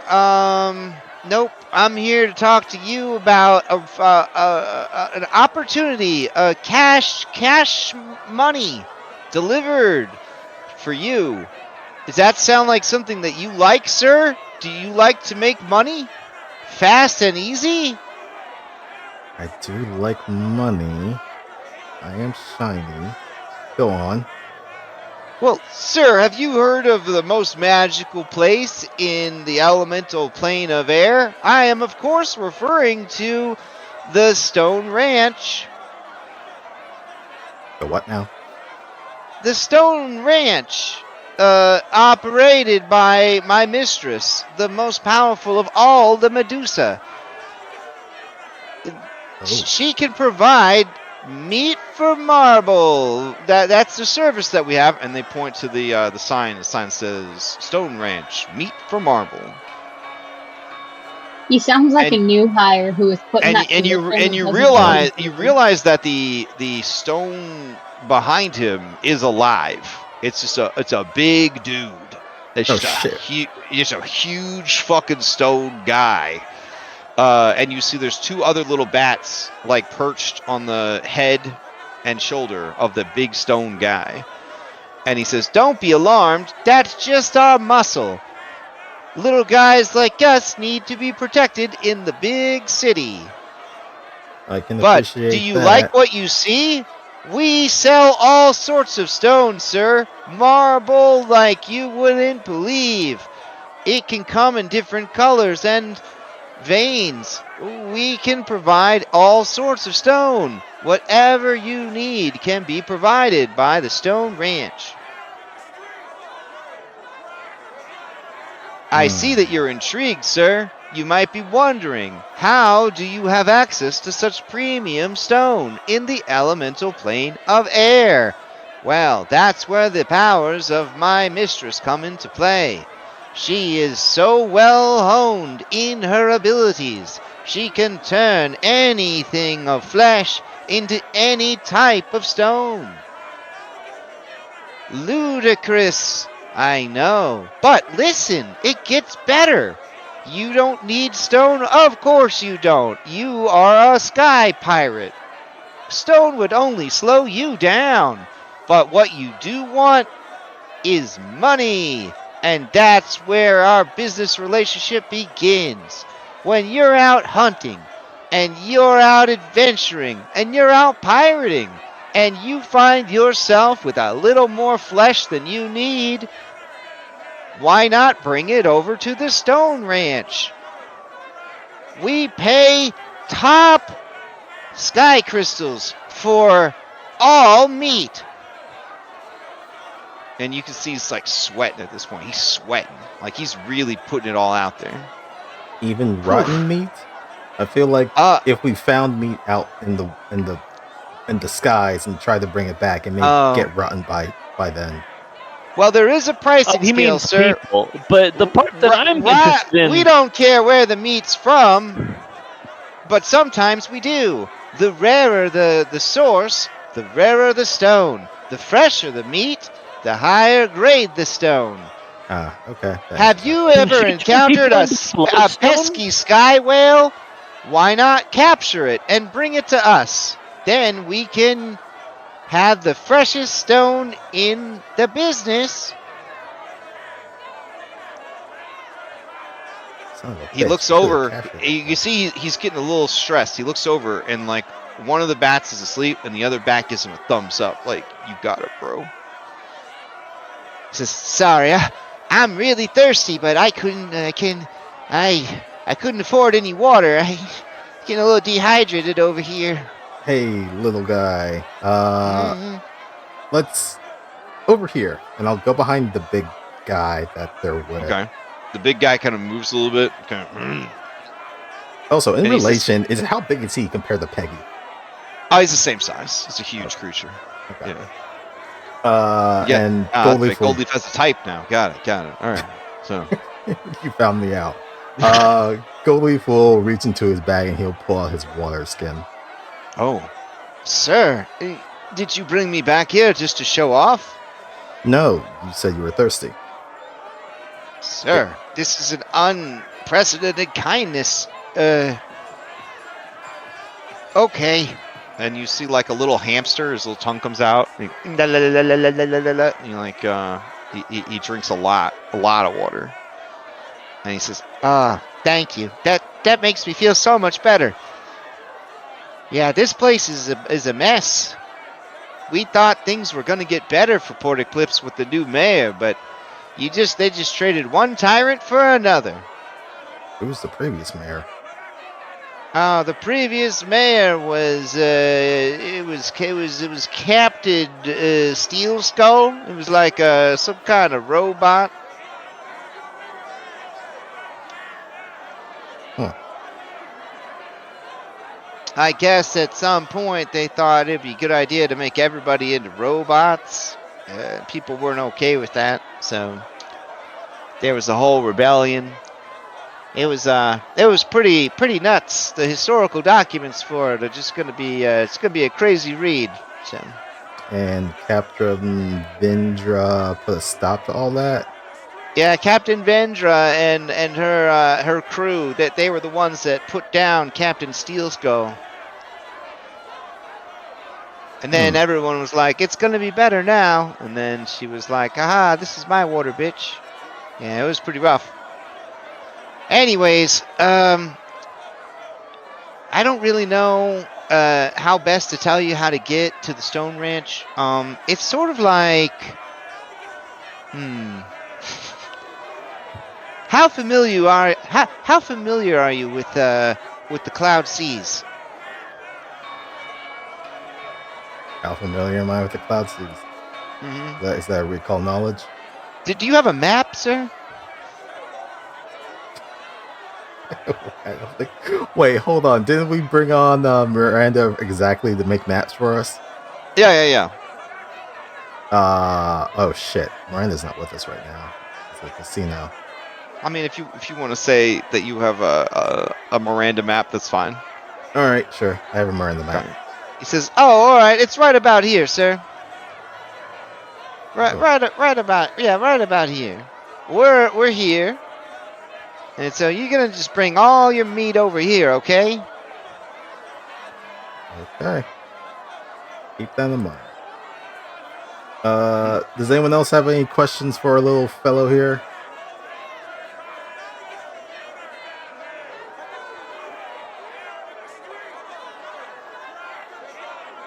All right. Then he gets back to work. NPC barking at everyone who goes by. "Hello, sir. Hello, ma'am. Hello, person. How would you feel about meat for marble?" Yeah. Reese Irongale Journal says, "Oh yeah, I used to trade with her back in the day. She's something else." Would she be on good terms, okay terms, or bad terms if she saw you again? Oh, it's been about 15, 20 years, but a lot of the stone that they use to repair and build new structures in Taranathis came from the Stone Ranch. In fact, it was one of the main things that me and my crew would do. We would perform our privateer duties for the city, but our major trade route was simply going to and from the Stone Ranch.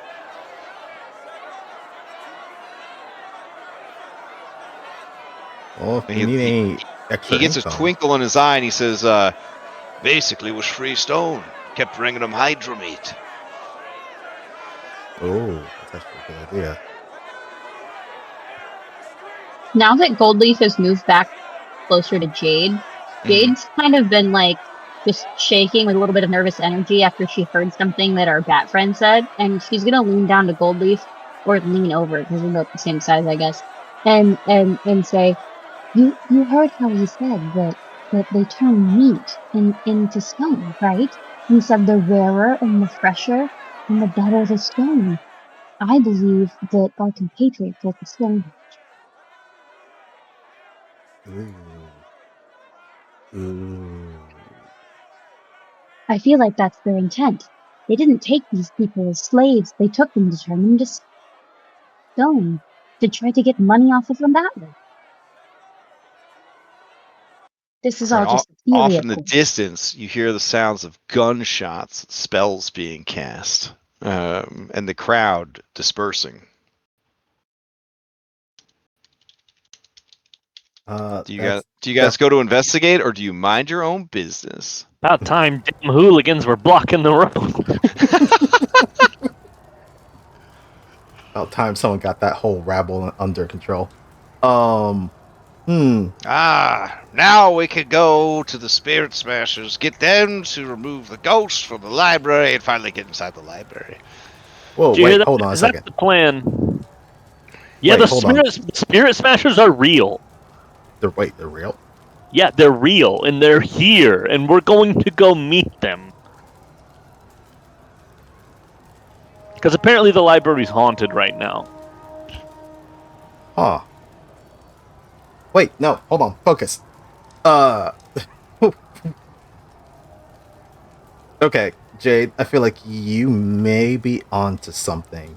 Maybe we follow through on that thread. I Song, feel like it's the best theory that you have so far. Yeah. Songbo, what's the importance of going to the library right now? I want to learn stuff. Do you think we can handle that after we've found our other compatriots? I don't know. Skelebrosif looked like he kind of wanted to do this sooner rather than later. But although maybe if we go to this marble place and turn people into marble, we can afford to pay them. Like a entry fee to this library? Oh no, it's haunted right now. Right. So that's when why we were going to go find the spirit smashers, because they were going to smash the spirits. and to pay them to do But so. maybe we have to pay them, maybe. My Gotcha. plan was to just sort of not have a plan and see what happened. But maybe being able to pay them is a better plan. I feel like they would appreciate money. What do you think, Mr. Skeleton? What? We're looking to Alright. maybe do a detour to somewhere not even close to here. Oh. I mean, you do you, kiddo. It seemed like you were pretty excited about getting this to the library. I am, but I also don't have money. Ah. Well, you didn't tell me that you had all these friends. Are any of them good at hunting ghosts? I have a feeling like Lawrence would be. I don't know why. I can That's punch the ghosts. he's the gargoyle one. My fists are sanctified weapons. Isaac has the look of a ghost hunter, right? Like all those vials and bandoliers and everything. Jade does magic. She does holy magic, right? Ghosts don't like that. And then there's also Goldleaf. He's here too. Now, there you go. Why don't we It's just like save? music. Why don't we just save some money and we'll just go smash those spooks ourselves? Okay, what are we gonna call ourselves? We can't be the Spirit Smashers. Oh yeah, that's true. Okay, so there's ghosts here, right? Yeah, all right. And what's sort of like Smashers? Ghost Hear me out. getters. No.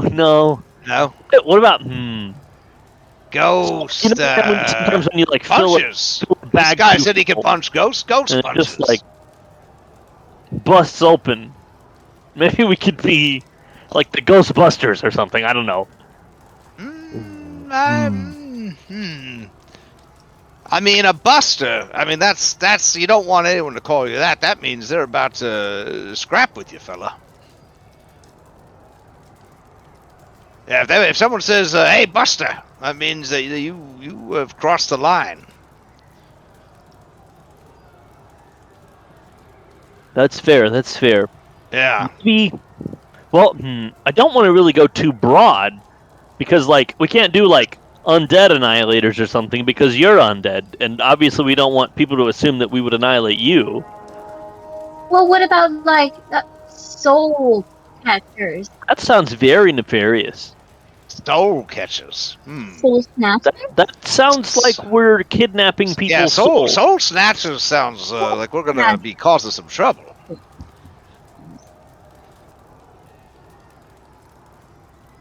Did anyone else hear that horn just now? What about? What about poltergeist police? Ooh. That's Ooh, too long. poltergeist police are good. I feel I just No, but no, it's a Spectre voice Slayers could be good. in my mind saying, yeah, Spectre Slayers. I don't. Spectre Slayers. What about Inspector-gators? Inspector-gators. Ooh, Inspectigators. That's pretty good. You know what? Investigating specters. I mean, that's pretty good. Oh my gosh! Keep it down! Did anyone else just hear the explosion? Yeah, it's happens all the time lately. That Reese guy is a real sack of shit. Let me tell you. Hey, don't you talk about my knight captain like that. Yeah, Knight Captain Reese looks over and says, I don't think he's talking about me. Oh no, he's talking about the pretty blue boy with the scar on his cheek. Yeah. It's not like you can't have the same name, buddy. Jeez, I mean, you know how many Skelebrosis there are? It's crazy. My friend Skelebros, if he just calls himself Jim. Well, that just seems like a disservice to his individuality. I take it to mean that I'm the alpha in the relationship because he doesn't want to, have the same name as me. Or maybe you embarrass him. What? That's What? impossible. No, yeah, you're right. Are you gonna introduce me to your youth group? Oh yeah. So right, Lords, punch ghosts. Isaac, 500 years drugs ghosts. Goldleaf plays music for ghosts. Jade scares ghosts with holy magic. Knight Captain Reese drives the ghosts' boat at night. Silvereye kills ghosts very quietly. Yeah, what are you wearing on your neck, madam? Is that some kind of fashion? And she says, yeah, it's a necktie. This is a necktie. What? He looks around confused. Yeah, I don't think they really serve like a purpose.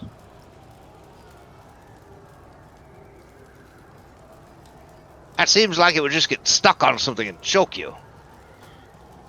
I think that's. She says that fashion is impractical. You might also notice that I just have the collar and then a cleavage situation. It's, Does that meet the tie underneath your coat? I've always wondered. Like your shirt, does it come up and meet the collar back underneath your coat? At the back there. Like, is the boob a cutout? No, completely... the collar is like a choker, and then it's the same color as the shirt. Do you have the necktie because it's an easy way to carry around a garrote? I mean, it serves a number of uses as an improvised weapon, but she kind of takes the corset, heaving bosom, and says is very useful in my line of work. A corset? Sure. All right. Well, listen. What are you guys calling yourselves? The Inspectigators? That's when you're with us and we're going after ghosts. Normally, we just call ourselves the crew of the Skyhaven. The crew of the Skyhaven? That's a terrible name for a group of mercenaries.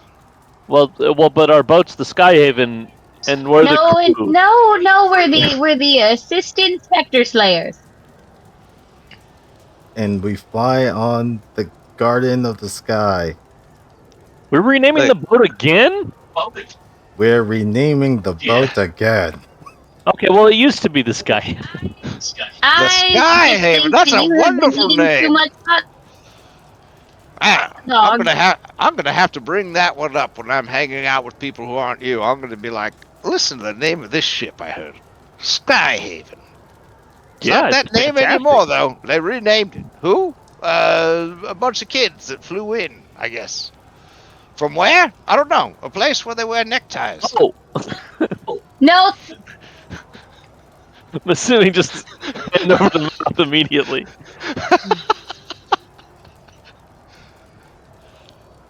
I mean, Isaac's got a necktie.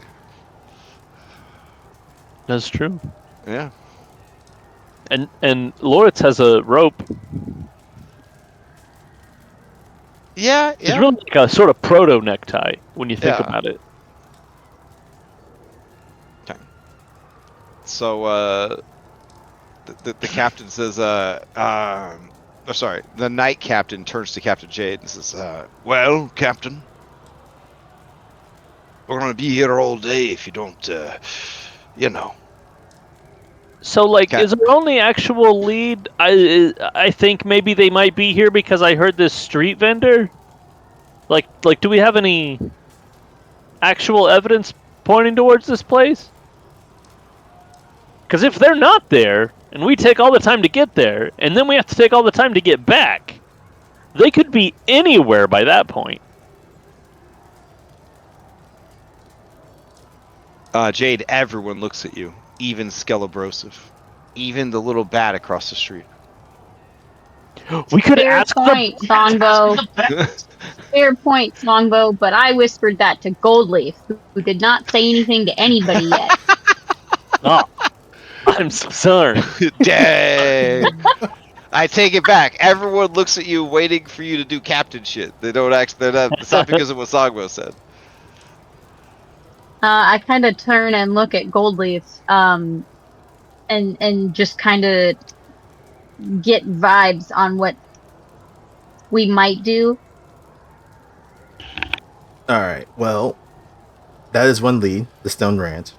We do have the leads in the cobwebs. Could learn more about our unfriendly friends. I feel like there may also be an angle with the mayor. If they are not, they are on the opposite sides of the mayor. You know, the enemy of my enemy is my friend. Exactly. I do feel like it would be prudent of us to stay here and continue to discover different leads, because I mean we're still not certain if they could be there. I don't know. I just have this feeling that that's where they may be. At the same point, though, if we leave too soon and they are here, either way, I don't know. Perhaps Yeah, we should no, I hang feel under you. the cobwebs. Did anyone else hear a horn and then an explosion? Skelebrosive, who's just in the group now, he's just hanging out with you guys. He says, "Oh yeah, kid, I told you already. There's riots all the time. They're going crazy about water." So they're like blowing shit up now?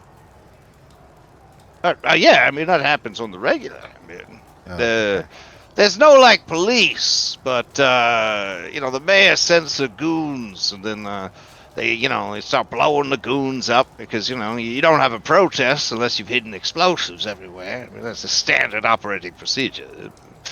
Gotcha. Yeah, Okay, that's good to know. Okay, so Stone Ranch. That's actually a good lead. And our friend Irongale may know of the owner, so that could be a benefit to us.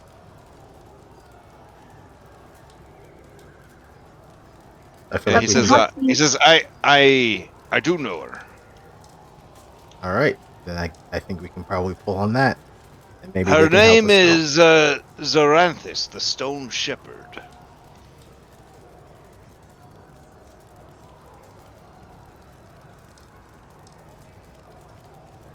Zoranthus, Stone Shepherd. All right, we probably should meet this Zoranthus. Maybe they know of some things that are happening in the city that could help us. But I will If tell our you, friends aren't there? That's about 3, maybe 4 days journey. Oh shit! Right, she resides outside the city. Yes, that's Someone my one repeats his fear. earlier reservations.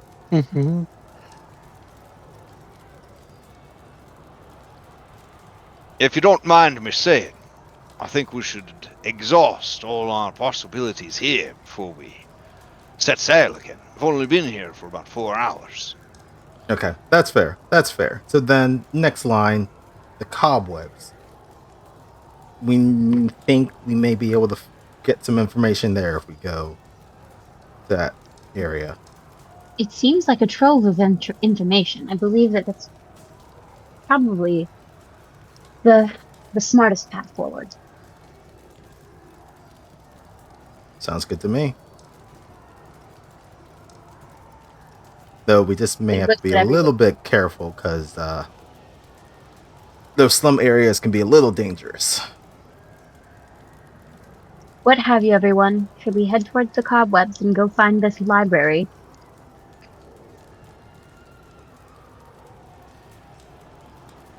Well, if we're going to the cobwebs, an old acquaintance of mine, Thalessa Crow Shroud, she resides in that area. Might be able to hit her up. She's an information broker.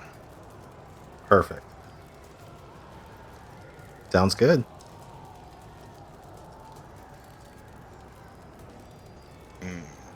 Lead the way.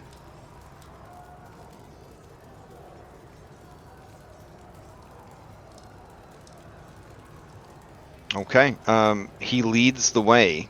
Skella Brosif, who has really nothing else going on since he just wanted to go to the library, he just starts following you guys. He and Songbo seem to be very good friends now. Absolutely. Longbow made a friend. Do you guys you don't ask him to leave? You're just like, that's fine. I don't know if I want Jade's to gonna ask. turn. He Jade's can't gonna tell turn people to about our Silver ship Eye. if he joins our crew. Oh, that's true. Jade's gonna turn to Silver Eye and just kind of be like, "So, what do you think of Scalabrosive?" Silver Eye says, I don't think he's a pedophile anymore, but I don't really know what to make of him.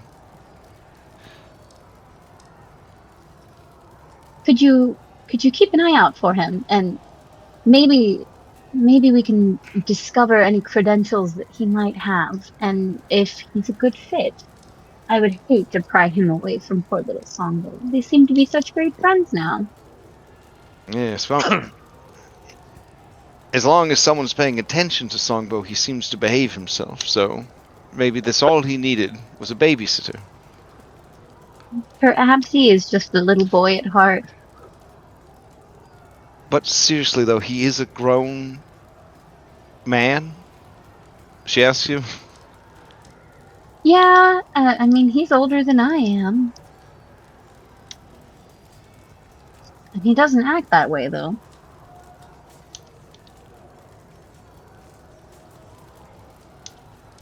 She seems incredulous, and she says, well, all right. I'll keep an eye out. And she Thank you. kind of winces, and she's like, why do I keep saying that? As she sort of walks with you guys. Oh, I know I've asked this before. Do we feel like we need to go find our horned friend? Oh, before you get possibly into it? Before you get into it? Well, we're going to another district, right? Oh, yeah. That Yeah, I probably think wouldn't it'd be a bad smart idea. to. Because we're still in the Gallows Mile, right? Or is this a different district as well? No, you're in the city proper. Oh. Like you're pretty deep in it. But I mean, it'd be faster to go back and get him now than think you need him later and then go get him. Yeah, probably should go get him. Yep. All right, fair enough. So you head back to the Gallows Spine. During that time, Cloudhoof, I believe you were going to do a gather information via just hanging out and gambling. Is that correct? Yeah, ended up gathering some information on the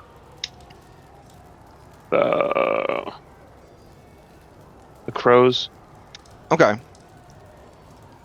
Oh, okay. Just So you already where they got were you got located. your information last. Okay. All right. In that case, after 2 hours, you break even essentially. And then do you want to try to gamble with the money that you have, or are you like, nah, I'm good? I'm gonna Because right cash now out you my still. chips. Oh, okay. You're gonna go to cash out your chips. I got you. Yeah, Okay. because I made the motions. If going Oh and yeah. So they would definitely give you I believe it's 10 gold is how much you have I worth of had chips. 2 coin packs. Yes, I had 10 gold. Yes, All nice. right, yeah. So delete the chips, give yourself 10 gold. Right. All right. And the I got money. undead woman at the counter, she's very happy for you. She says, "We really appreciate you coming by and taking part, and congratulations on breaking even. Don't forget Knucklebones. You can always come back again." And I will tip them with uh, uh, Whoa, one pound of they don't tip bull around here, meat. bro. This ain't Alkenstar, bro. This ain't Alkenstar. You don't Oh, got, okay. yeah. They'll think you want something. Yeah, put that away. Put that away. Oh, okay. Yeah. She says, we are having a Beyblades tournament in a few cycles if you're interested, if you're still in town.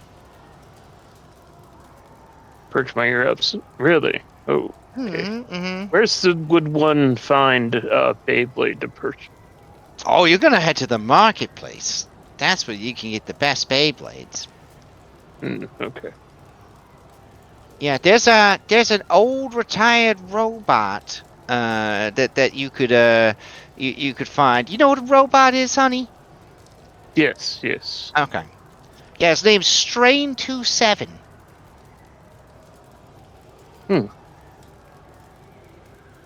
Interesting. Yeah, he's some kind of retired military man, I guess.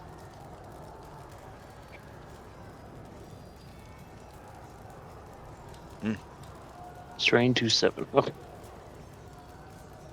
All right. So as you start maneuvering and climbing your way out of the Gallows Smile, the party is approaching the Gallows Smile, and you reconnect. The party has picked up a stray skeleton.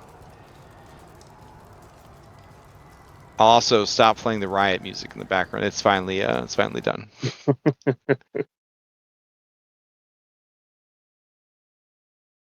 Oh, found them. That was easy. Oh, hi guys. Any luck in the brothel? Brothel was it Peggy's place? Wait, that was a brothel?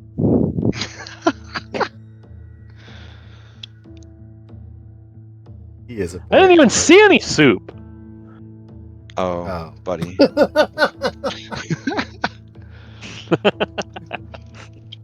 Got him. Got him. Yep. Got.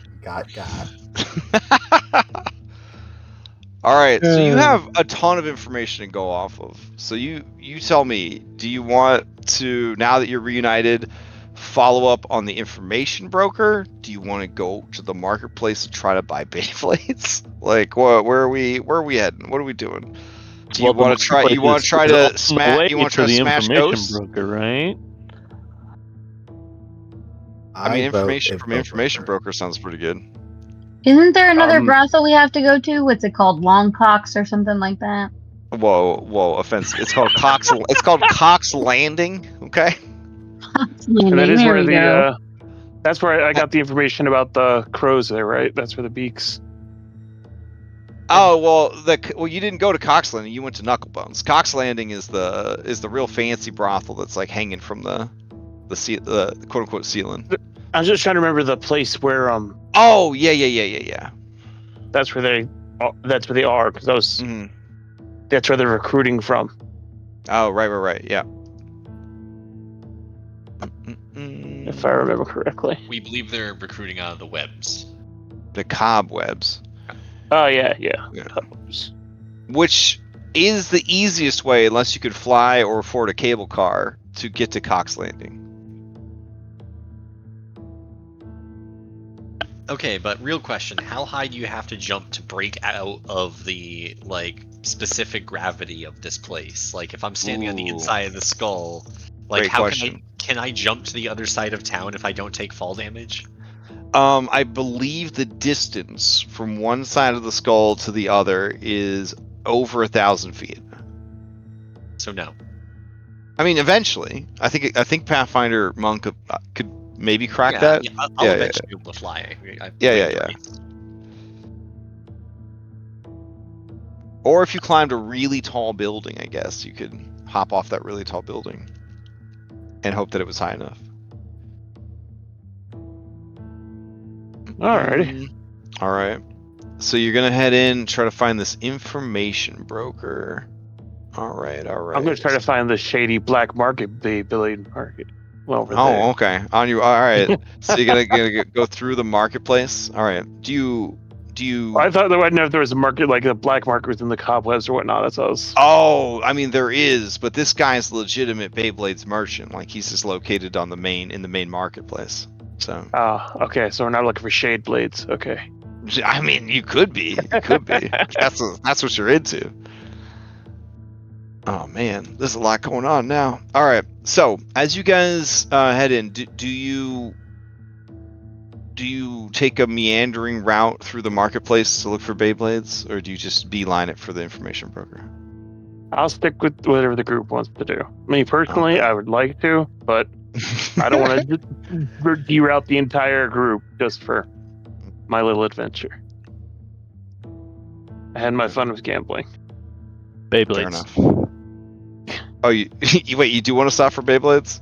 I mean, Songbow does. They're a marvel of little miniaturized engineering. Oh man. Okay, that's two for Beyblades. Jealous Anybody of else? Beyblades. Oh, nice. Okay. All right. Fair enough. I'm making a tally. All right. In that case, let's see. Boop.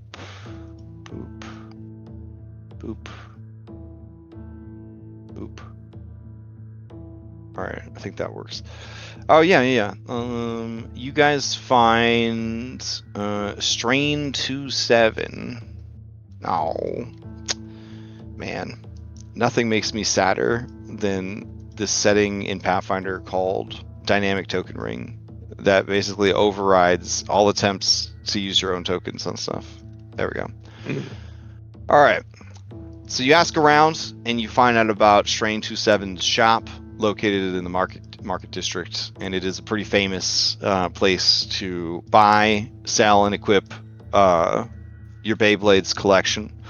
As well as thrown weapons. He do deal in thrown weapons as well. This robot identified as a boy. When you walk into the shop, the robot looks up at you. He is strapped with guns, throwing knives. You think he might be made out of star knives, throwing knives, and other bladed objects. His head looks like it was some sort of like snowplow, maybe part of a big anchor. You're not sure, but he has a little lady on the front of his forehead area that looks like, the figurehead of a ship. When you walk in, he looks over at you guys and he sees Reese Durnall, your knight captain, and he says, "Is that you, Reese? You son of a bitch!" And with creepy robot insect-like movements. He makes his way around the counter, and they share a predator handshake. And he says, "It has been a long time. You got old and fat." Reese Journal chuckles and says, "Not as fat as I wanted to get, but I'm doing what I can." And Strain 27 says, "I see. Are you getting the crew back together? Is this your new entourage?" He turns to all of you and says, "Greetings. I am Strain 27. I am not a returned, in case you are wondering. I am a clockwork with its own unique intelligence." Fascinating. Yes. My people come from another world.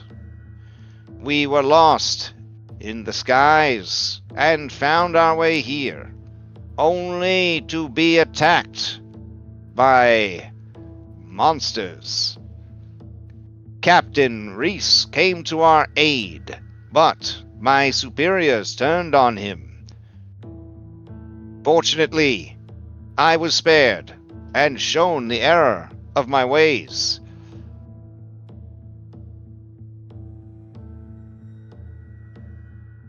Oh, I'm glad you're still around then. Were you part of his old crew? Reese says, "Oh, there were no errors in your ways, Strain. No. Strain here was what they would have called a defect, I suppose. He was locked up below decks. The only clockwork on their ship that wasn't sent to attack us. And the only one that survived. It turned out his blossoming intelligence was considered to be an issue by his humanoid commanding officers, whatever they were. Bunch of weirdos. They had tattoos on their hands, and I don't know. They're all dead now. Yes, he did join my crew briefly, but... Yes, we had some great adventures there, Captain. But then you told us it was over. I did not want to live in the city of Terranathus, being confused for a returned all the time, and then being sought after by the Academy for experimentation. I left and have made my life here. My true passion is the blade."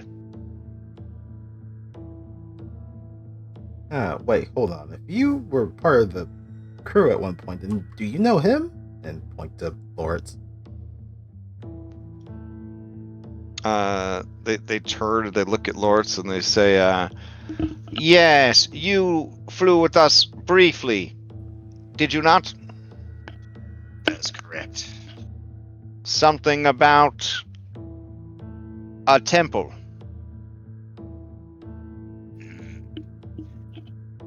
But we were chased away by the dragon. This time we will make it. Ah, you still seek the temple. Interesting.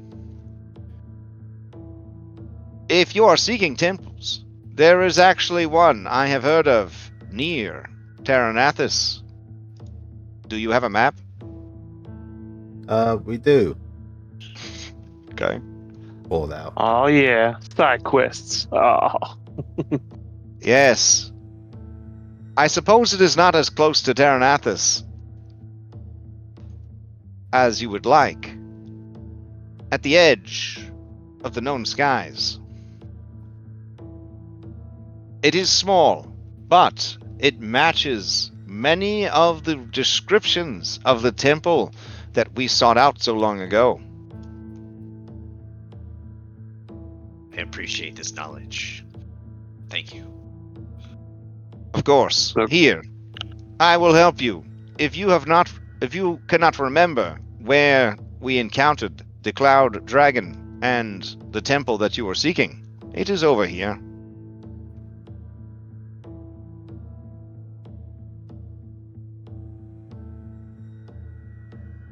Wait, where was it? Right here.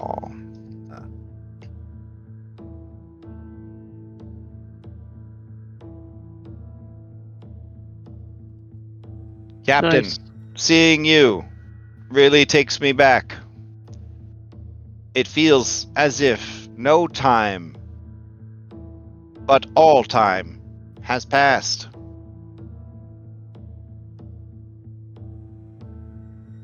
The captain nods to him, and the robot nods back. And that's when the captain says, "Well, I don't want to get you into trouble, but we actually had some crew members go missing. You haven't heard anything about it, have you? It was the Dawnbeak Raiders who did." Strain 27 says, the Dawnbeak Raiders. They have become quite powerful over the years. When we used to sail, they were as nothing. Now, they rule the skies. It is said that they have the backing of 3 powerful hags. Hags who can be found in this very city. Oh. Yeah, I bet you didn't think the Beyblade merchant knew all this shit. No, I'm more That's about awesome. the fucking hags. Or he was number 2 on Reese's contacts at Port Eclipse. Oh yeah. I didn't know, but I'm thrilled about it.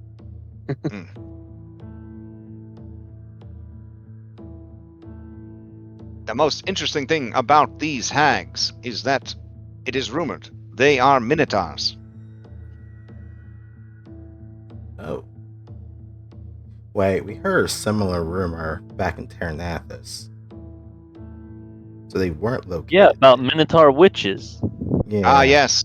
Time is running out for Terranathus, I fear. They made a poor those people choice sounded in pretty isolating mean. themselves. The people in the riot. Yes, the riots are difficult. The mayor had to make a difficult choice. In order to maintain order, she had to take from them the thing they need to survive. Wait, hold on. Rewind back. You said something about Terranathus being on borrowed time? Yes. Many in the city have plans for Terranathus' downfall. There is a sect of the Whispers here, operating in secret. They sell information about the city to the highest bidder, of which there are many.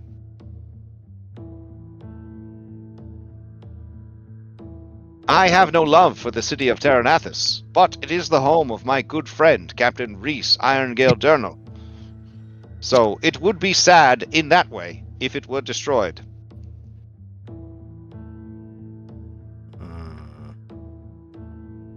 I mean, what's the likelihood that it'd be destroyed? Doesn't it have like all the Aether Guard and like the mages and the immortal fucking ruler? In the same way that every great nation and empire is destroyed from within. Fair point.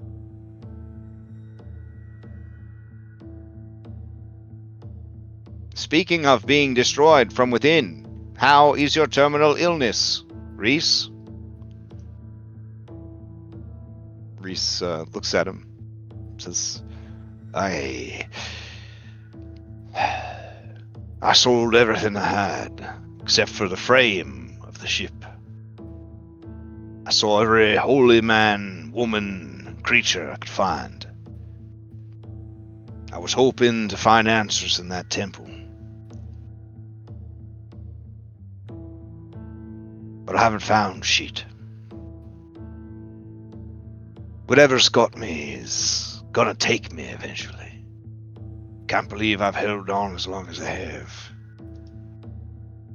And then Strain 27 says, it is probably because of the copious amounts of tobacco that you smoke. You informed me that biological units need to smoke all the time to keep their lungs strong.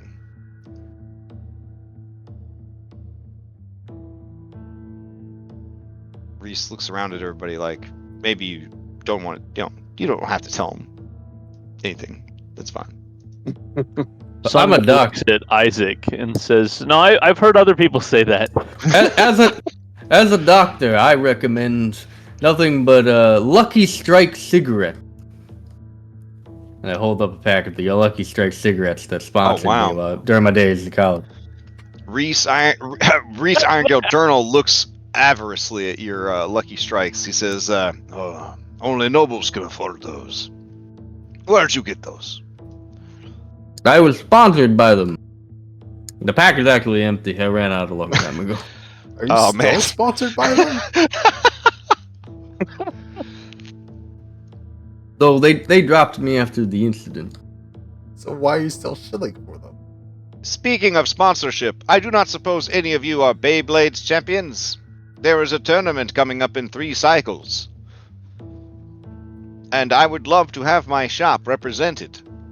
However, I have promised to stop competing because I am unbeatable. I actually just learned of this sport. I am highly intrigued. Ah, Could you train Hey. someone? well, Could you The do it with training would multiple take- sponsors hmm, or sponsees? I suppose you could present yourselves as a team. A Beyblade's team. I look They at are- Songbo. They are having a battle royale at the end of the tournament. I think we know someone who may do some help with a sponsor. I wish to learn of this game. Well, it would require incredible study over the next 3 days. You would be unable to continue your investigation to look for your crewmates. Perhaps it was selfish of me to ask you to do something for me when you already have such an important task ahead of you. And I suppose those of you who are loyal to Terranathus will have trouble focusing on enjoyment now that you know your city is doomed.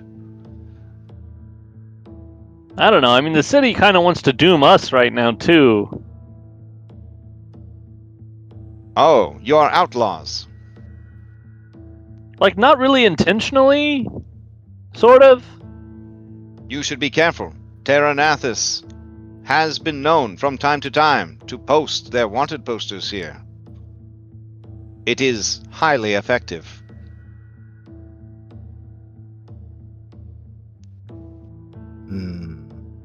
That's good to know.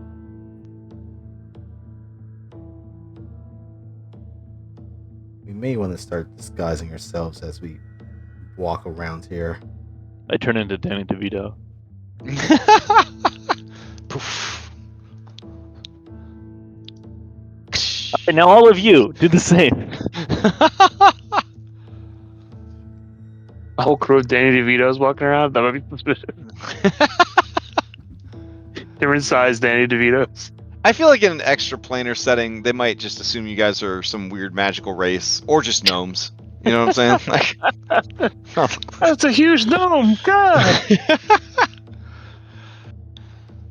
Speaking of which, maybe have Lords have Miranda just draw him up a new face.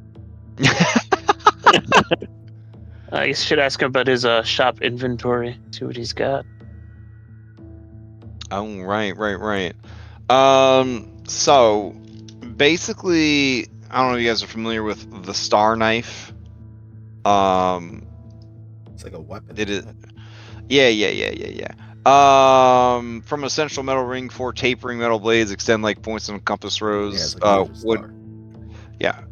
It's like a the large shuriken. Yeah. Like it's an anime shuriken, basically. So it can be thrown. It's pretty cool. They do have a returning variant, which is a level 8 item. And then there's the shooting star knife, which I believe No, it's actually not as good as the main one. Oh, sorry, it's an upgrade to it. It's an upgrade to it. Nice. Okay. Oh yeah. It's a Starfinder upgrade to the Star Knife. But yeah, he does have returning Star Knives for sale, but they're 430 and they're a level 8 item and uncommon. But if you ever decide that you want one, this would be a place where you can pick it up. It's important to keep track of uncommon and rare items because normally there's no way to like just get them easily. But he also got them Beyblades though. He got them That's Beyblades. Yeah. And a starter Beyblade is 2 gold though, from the gold standard. How many starter Beyblades would we have to get in order to allow me to like engineering check assemble all the best pieces of one into a superior build Beyblade? one good battle bot. I got you. Yeah. Frankenstein something? You'd for Sorry. sure need to. Yeah, This you'd is for sure doing need to it take one apart for sure. Yeah. Songbow, could you not turn into a Beyblade? Oh my god, I could. Well, the problem with Beyblade. That would be incredible. Wait. I thought that Beyblades have magic. Also, they have like magical beings that come out and fight. Isn't that part of it? Am I misremembering? It could be the hallucinations. When you say that, wildly the last when time you you won. say that, Strayed 27 looks at you and says, "You speak of the true Beyblade, wielded by the Jathum.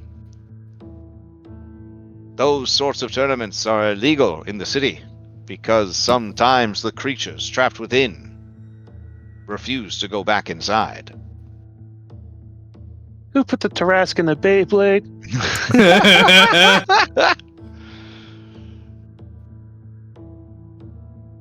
Do you want to purchase your starter Beyblade for 2 gold? Oh heck yeah! All right. I think I just want to look at them all very closely. Okay. I only have this one item called Beyblade, but you can definitely I'll imagine take off that they 2 look gold. all manner of styles. I have put a Beyblade on your sheet. At least I should have. Yeah, I see it here. Okay. Awesome. I mean, that's not what it looks like necessarily, but give you an idea of what we're working with. So I went down the rabbit hole last week of Beyblades, and there's apparently a lot of differences between the different models and time periods that they were made. So I see that we have clockwork components in our staff. Mm-hmm. Was that from the Hydroforge, and is that being Yes. used for repairing the ship? Correct. All that is correct. Could we trade with them? Absolutely. Well, the listed price is what it is worth to sell. It doesn't sell for half. It sells for its actual price. 20 Oh, gold. because it's like trade goods. Yeah. Yeah.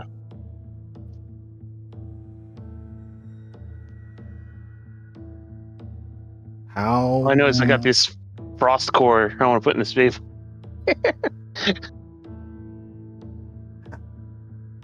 The basic ones were 2 gold, right? Yep. Any customization that would 20 gold pie? I didn't really have anything for it. It really just comes down to your skill with the Beyblade. And then the next step up would be the returning one. Yeah. Beyblade. Well, the returning was an actual weapon. Like it's a star knife that you can. Yeah.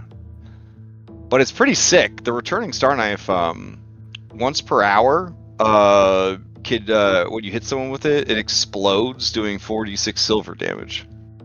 Or spirit damage. That counts as silver for overcoming weaknesses, resistances alike. And they have to make a saving throw. If they critically fail, they are restrained with an escape DC of 24. Yeah. But it is 430 gold. Yeah, that's way outside the price range. Oh man, I got an earth imbuement. I could put one of those in my Beyblade. That'd be pretty sick, honestly. Basically, the Beyblade follows all the same mechanics of like a star knife. For the purposes of like you could actually use your Beyblade as like a weapon and stuff like that. So yeah, you could enhance your Beyblade in the same way that you enhance a weapon, and then that stuff may or may not come into play as it strikes and hits and attacks other Beyblades in the arena. Oh man, I get to use my strength. Oh, it's because it's a thrown weapon. I get to use my strength. This is awesome. As strong as I am, I'm gonna chucking this thing at people.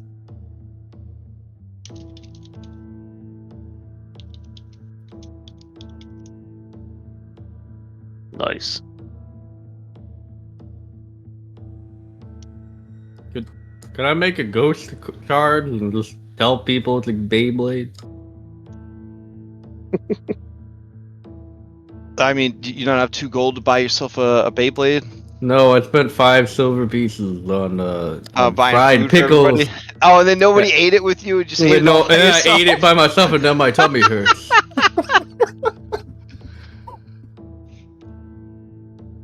Interesting. Okay. I want a Beyblade. I feel left out. It's now I want to put some drift slime and imbued earth in this thing. Had a hover Beyblade. Be like, ugh. Okay. We have a bunch of So, like weapons. when you battle your Beyblade, you could use Beyblade lore, or reflex mod, or thievery. Those are the modifiers for having your Alright. Beyblade attack the other Beyblades. Alright, I'll take one. Okay, I'll drag one over for you. Does Isaac, it just did you have say the you're 1 basic gold ones? short? Because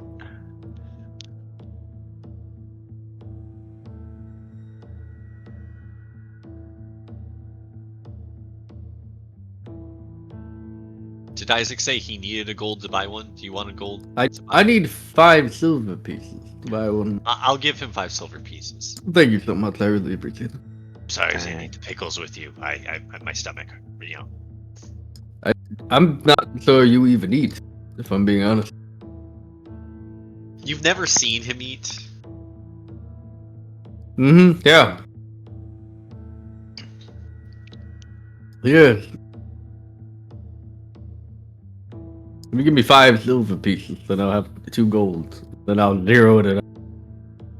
I'm not sure how to give gold. Yeah, they're fine. Just subtract from itself. I'll just subtract by 2 color. Okay.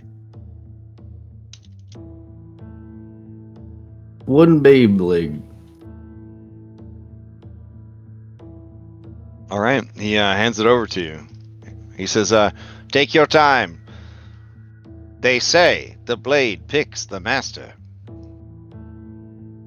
Let's It's like do that. being at, it's like being at Harry the Potter pawn world. shop. Yeah, Yeah. Harry Potter world. You know what I'm saying? They're all fucking the same, bro. It's like I was chosen for the wand ceremony. as you are reaching for a Beyblade, though, your hand almost touches Silver Eye's hand because she was reaching for the same Beyblade. Go. She's You so have the same taste in Beyblades. you can have that one, Isaac. Oh. No, yours. You go there first. Are you sure? Yeah. Makes sense. I think it's kind of silly, but I mean, it could be a useful weapon, so that's why I'm getting one. No, I get it. I want to modify it and put a glue bomb in it.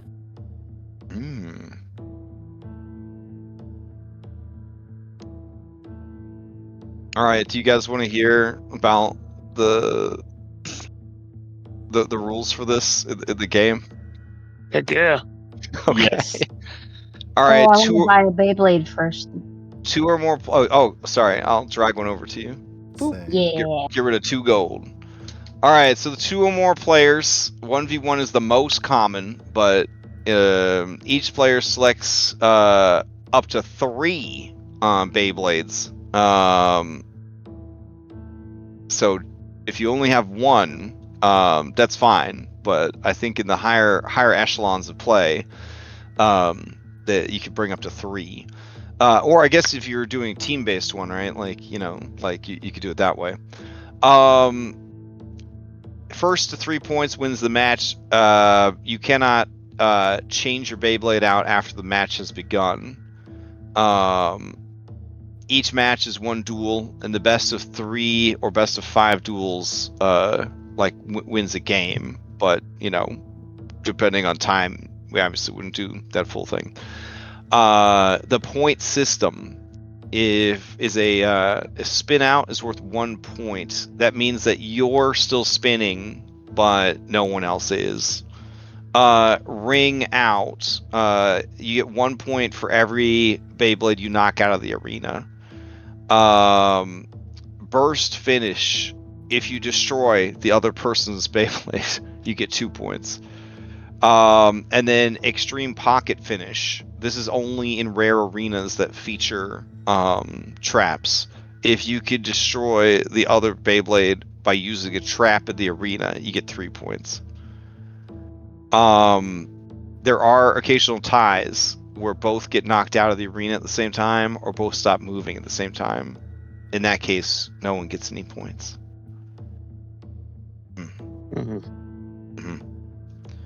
And then, the 3 skills I mentioned before, reflex, Beyblade lore, or thievery.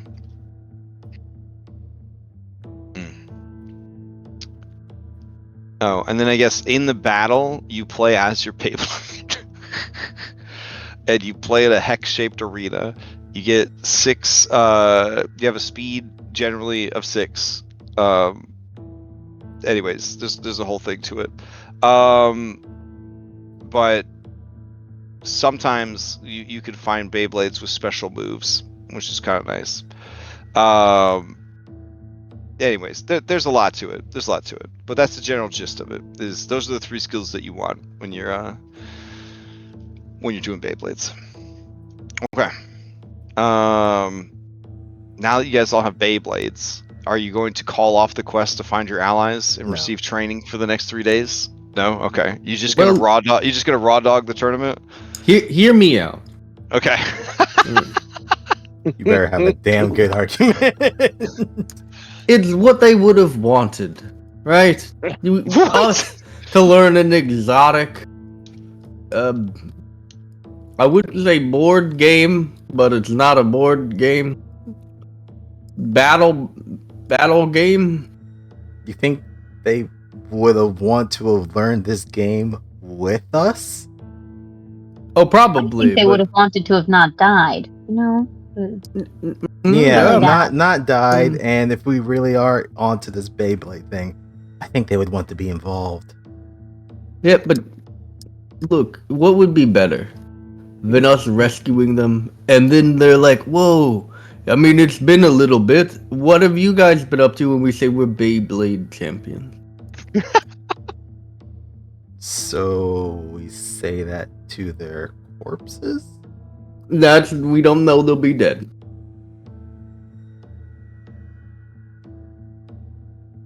I mean, why would they kidnap them just to kill them? Why wouldn't they have just killed them already? I wish to smack him in the back of the head. Well, we don't know any of that until Rude. if we actually find them. Oh, I couldn't help but overhear your very loud conversation in my public place, which is my shop. You're worried that your crewmates who were taken might be dead? Well, probably not dead, but definitely sold off somewhere where it's probably not better where they are now. So things Being getting guilty. progressively worse. Ah, well, generally, slave trade is discouraged here in Port Eclipse, especially under the new mayor. If any such thing was happening, it would likely have happened down in the Gallows Smile or in the Cobwebs. Or they would have made an arrangement for a pickup somewhere else. However, the place to sell off-worlders for the most money would be to the Jathun. Though it is a great distance to their city. I could mark it on your map if you'd like. That would be helpful. Let's see. Here, the city of Ar Moon Kalara.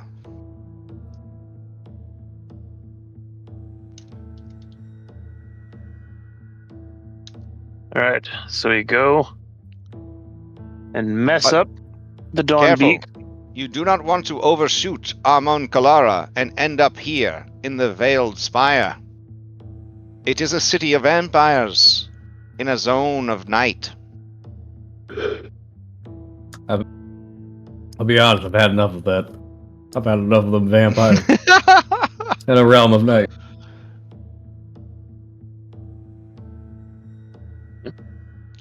However, if you are seeking the Sea of Stars and your ship is not capable of reaching it, you could try and make your way through the Veiled Spire and get there on foot.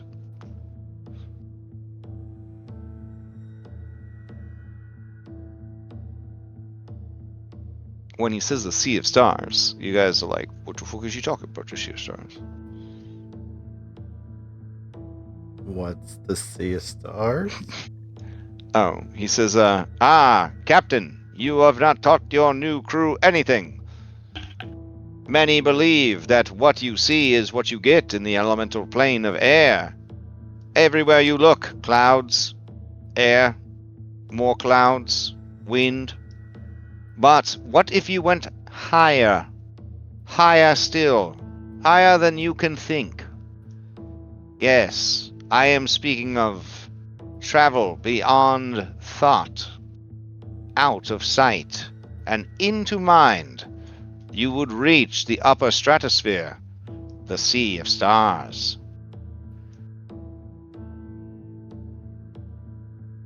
In that same way, there is a secret hidden sea right below us. Down and further down still, till you think your ship would surely finally crash into an Earth it can never find. There you would find the Emerald Storm, a sea of maelstroms.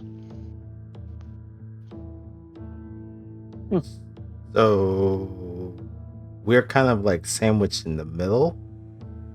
And Yes, there's a Sea of Stars above we are us. we are the slice of turkey. In a turkey sandwich. With the Sea of Stars above us and the Emerald Storm below us. Yes. However, none ever enter the Emerald Storm. It is considered to be death. When a ship falls from the sky out of sight, or a crewmate is blown overboard, you think they fall forever. They do not. Eventually they reach the Emerald Storm, and I can only assume are atomized.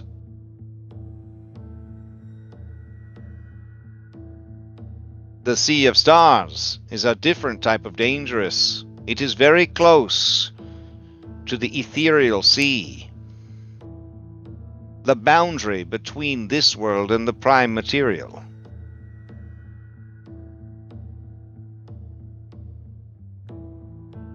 Because of this, ships that have not been properly treated will lose their sense of reality, flickering in and out of existence. Like the The boats crew. themselves?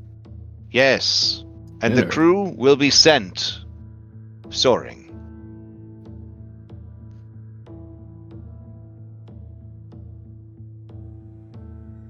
But only the Jathum know of the methods to prepare a vessel for the Sea of Stars, and it is a closely guarded secret.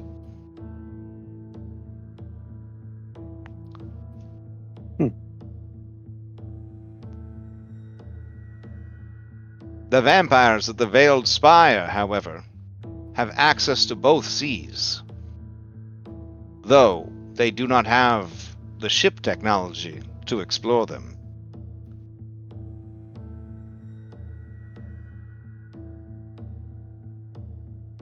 He goes on to explain to you the Veiled Spire, and what it sounds like is a giant double-bladed sword so tall that it reaches all three seas at once. It's maybe the most anime shit you've ever heard of in your life.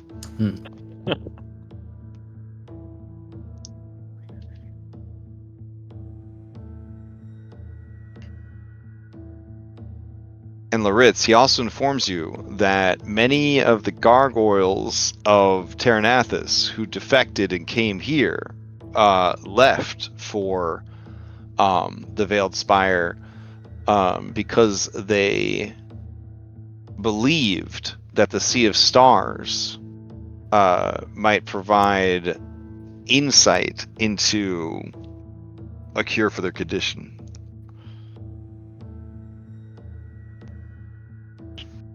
The fools chasing dreams.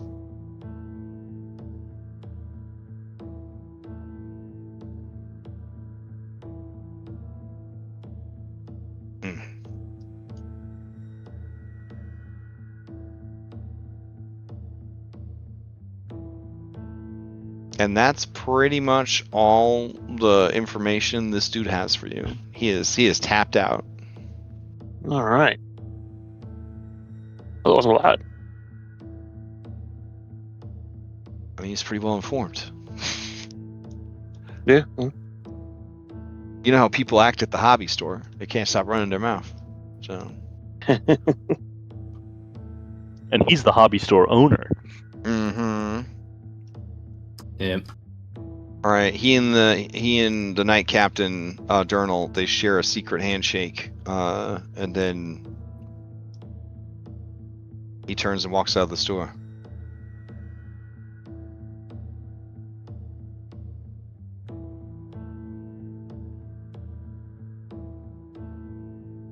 All right. You guys continue your journey into the cobwebs. I believe that is the plan. All right. Yes, I think so. Mm-hmm. All right. That was the Beyblade an item. Yeah. Did I not drag one to your sheet? I'm sorry. There you go.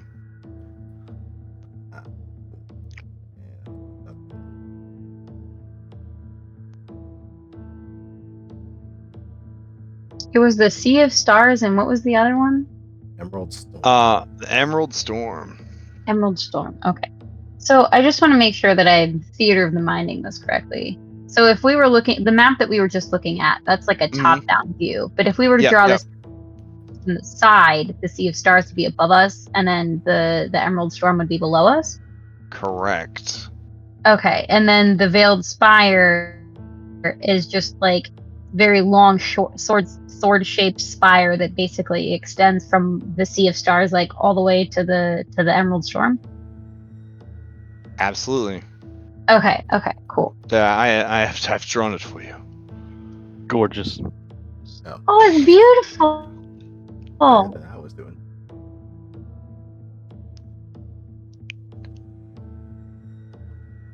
But he also described the distance to reach them more as a thought process than a traveling technique, if that makes any sense. Like, he never told you like how far you had to fly mechanically. He just said that if you go down until you think you can't go down anymore, you'll reach it. And if you fly higher than you think you can, essentially. Interesting. Because planar cosmology. All right. So woven into the upper brain band along old nerve folds and psychic fractures is the cobwebs.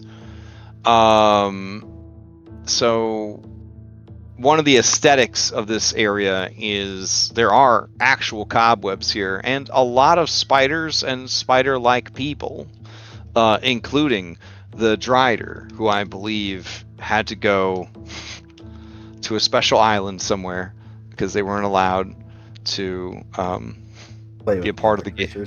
Yeah, they weren't. Poor babies. Oh shit, that's a different look than I thought. Yeah. These aren't hot They're spider hot, waifus yeah. over here, bro. I mean, spider husbandos. Boo. So the lore that is now gone because of revised edition was that these guys were created by flesh warping. So some real effed up stuff.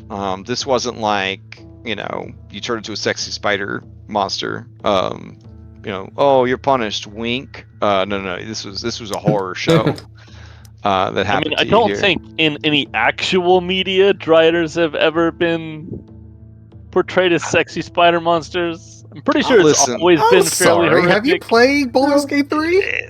Oh my real. god. Just because the dude has a couple of extra eyes doesn't mean he's not easy on the eyes. Listen, I'm gonna type Drider in right now into Pinterest. Oh, There's no, nothing. yeah. There's nothing only but sexy. fanfic. There's only sexy pictures. Officially, I feel like they've never been. My problem is that they're all by that crash gem. Or, Oh jeez. Even the official ones, I feel like, are. Nah, I think even the officials, yeah, going way back. Let's see, 2E, Drider. I remember seeing They're the 2E. usually like, you know, the dark elves, but with spire lower halves. And, you know, dark elves are still fucking pretty ass dark elves. Yeah. I think in 4th edition they got these guys, which was like if you were good and got turned into a spider monster, she turned you into one of these. Like werewolf spider situations. Oh, here we go. Here's the old school. Here's the 1st edition. Yeah. It's a little low res, but I mean, even it's like that I'm really you can there. still look at. yeah. for It the definitely elf. got a normal elf parts. Yeah. Like these Pathfinder riders are woof. And Anyways, elves and Pathfinder are a lot different too. well, they're aliens, yeah. So there's that. All right. So as you guys are exploring the cobwebs, you can see Roostwatch, getting closer and closer. It is less upside down, becoming sideways and then right side up. Roostwatch is, of course, this giant spire that kind of like juts from the inside top of the skull. But now that you guys are in the cobwebs, it's not upside down; it's right side up. But at the very top of the Roostwatch is Cox Landing. Anyways, as you guys continue looking around, you do get the sense that like this is definitely a place where you could find trouble real easy. Trouble could also find you. Let's see. Ooh, okay. Oh, okay.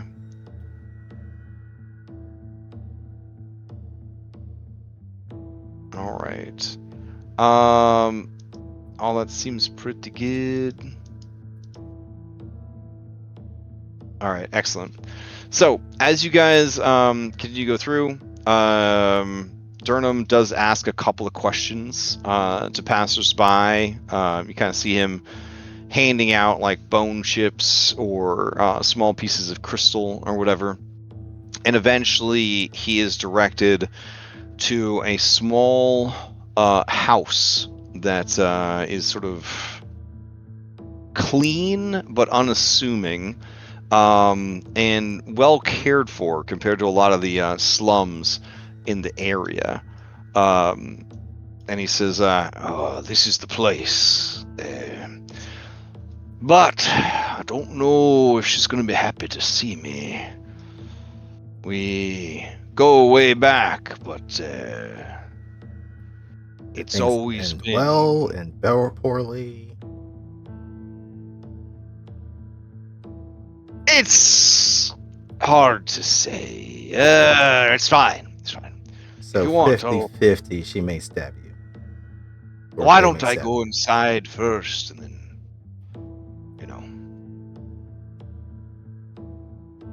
We'll be right around the corner in case you start screaming bloody murder. Right. He pulls like a cord, and you hear a bell ring, and you hear a woman's voice say, "Come in." And then he has a side, and you hear a woman's voice say, "Oh, you son of a bitch!" And then the door closes. I'll They shouldn't rehearse hurt the you. door. Okay. You hear murmurs on the other side of the door. Does anybody try to listen in, or do you just wait? I'll try to listen in. Yeah. All right, give me a blind seek action. While you're listening in, Songbo, Skelebrosif turns to you and says, I don't think this woman's going to want all of us to go into her house. There's a lot of us. I wouldn't feel uncomfortable if this many customers tried to come into my shop. Not that I have one. I don't have a job. Yeah, you probably don't really like need a lot as a I skeleton. need bones and milk. They are not cheap. That's why I have to do crime. Yes, I was going to wait Understandable. until you were older to tell you the truth, son. But, I'm a criminal. We're sort of criminals too, I think. I feel like if you were, you would know. It Well- just seems like you're a bunch of do-gooders. Is what it seems like to I me. mean, like, so there was this girl, and she wanted to hire us. We didn't really know it was her at first, though. We thought it was this other like old guy. And then we did some stuff for him, and then he took us to her, and then we did some stuff for her, and then we got chased by the army. So I think we're criminals. But I All don't right. really know why. Whose army did you get chased by? The only army I know of is the Jathun. Oh, they were the Aether Blades. The Aether Blades. Yeah, that's what the army was called. Hold on. Yeah, There was you said enough few of them. strange things. I'm going to roll a recall. Oh, you're from Terranathus, aren't you? Yeah, that's. I said Oh. that earlier, right? I would Me keep that too. information to yourself. Okay, I'm not from Terranathus. Like that? Where should I nods say at I'm you. from? Inside the building, you hear, "You've got a lot of nerve walking through my door after what you did." And then he says, "After what I did? I just did what you wanted." And she says, "You think that's what I wanted?" And he says, "Well, you seemed pretty happy about it, all things considered." She says, "Happy about it?" You hear the slapping of a face. She says, "Happy about it? My happiness doesn't matter. I live in squalor now.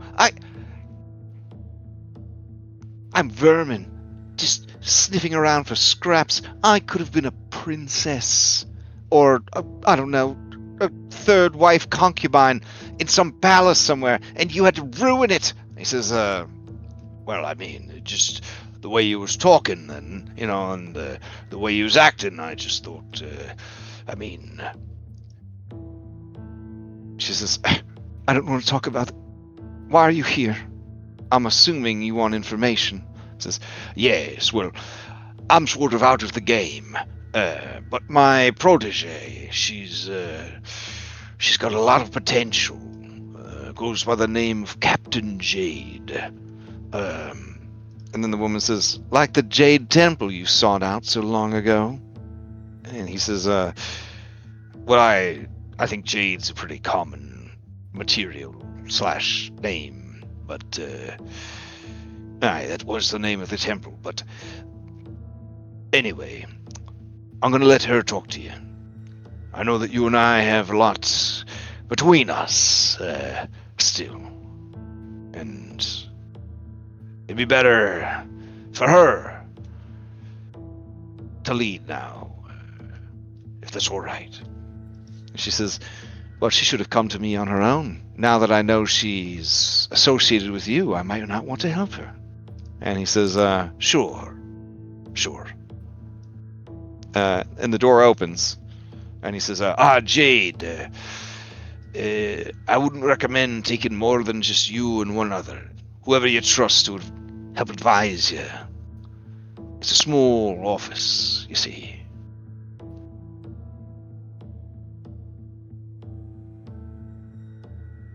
I look at Goldleaf and nod at him and see if he wants to follow me.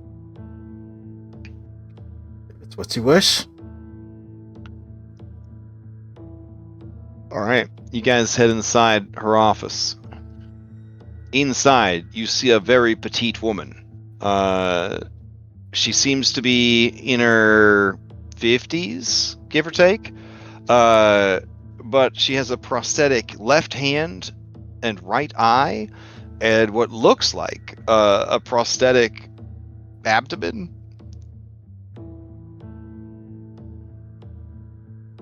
She's She so pretty. she looks you guys over and steeples her fingers just like the character art and says, "A pleasure. I am Thalessa Crowshroud. You have been introduced to me as Captain Jade. Who is your number 2? This is Goldleaf. She nods to you, Goldleaf. I'll nod back. Probably best if we start on the right foot with some honesty. We are of the Skyhaven, a newly christened ship. Formerly the Gale Cutter, though it went through a little bit of an accident. Ah, I see. So, Durnal really is out of the game and passing the torch. As it is.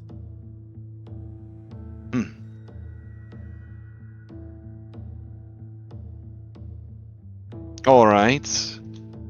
You've introduced yourselves. I assume you came here for information. Information is never free. What do you want to know? Or what do you have to offer?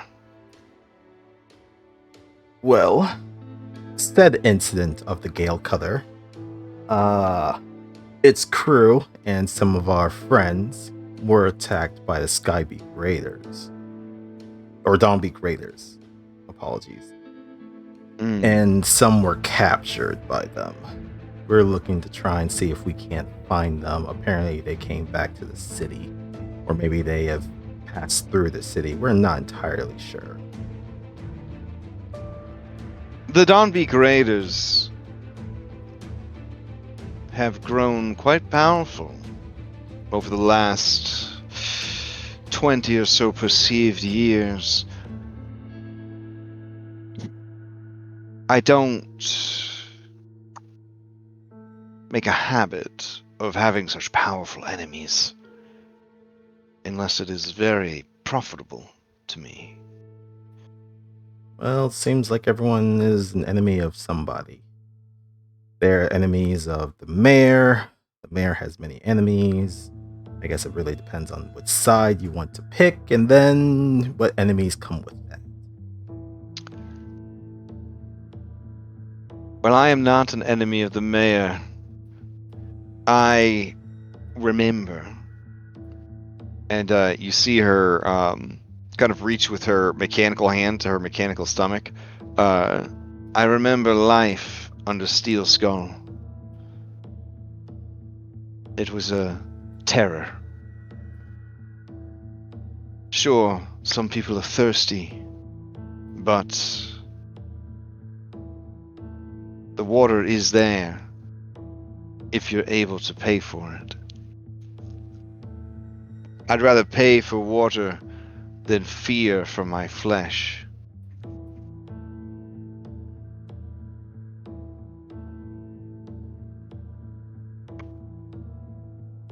Well, it seems like the change in regime has been somewhat accepted and somewhat not accepted. It's true. I suppose if you've been in town for any amount of time, you've probably heard little Reese out on the streets. Crying, bawling, demanding. He is adorable. but he is a fool. But a fool who is making some progress. He does have quite the presence about him. He seems like he has a following if he's inciting these riots and protests. He does, and our city can ill afford a civil war with everything that is going on. With all these new players arriving from Terranathus, with the moves being made by the Jathun nobles. Amonkalara, well, we'll have to keep our eyes on them. So, yes, there is a lot happening, and a lot that I wish wasn't happening. I am old and broken, but you are young and strong. I have knowledge, and you have potential. I can tell. You don't look a day over 30. She says, flattery is appreciated, but as our mutual friend Dernal can tell you, I've been around for a while. As a human, I suppose I'm aging well.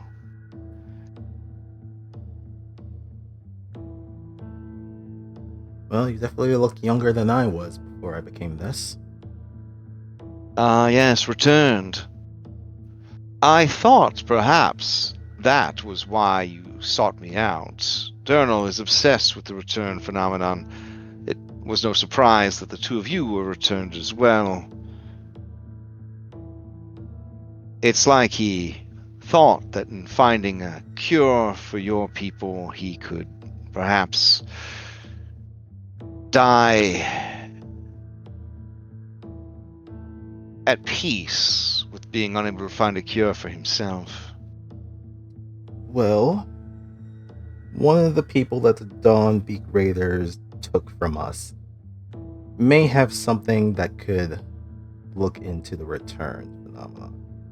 Interesting. That is very interesting. Can you tell me more? Would you be able to help us? A cure for the returned, a solution for the returned. Anything that could shed some light on this mysterious and frightening phenomenon would be very profitable.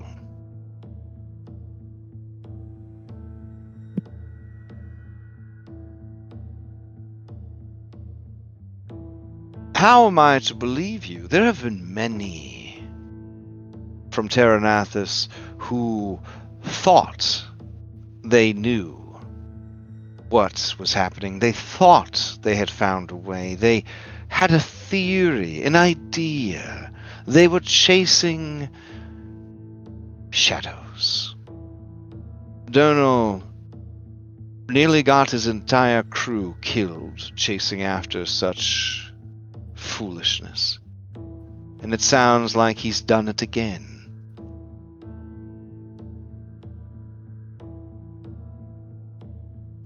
What makes you so confident that this time will be different?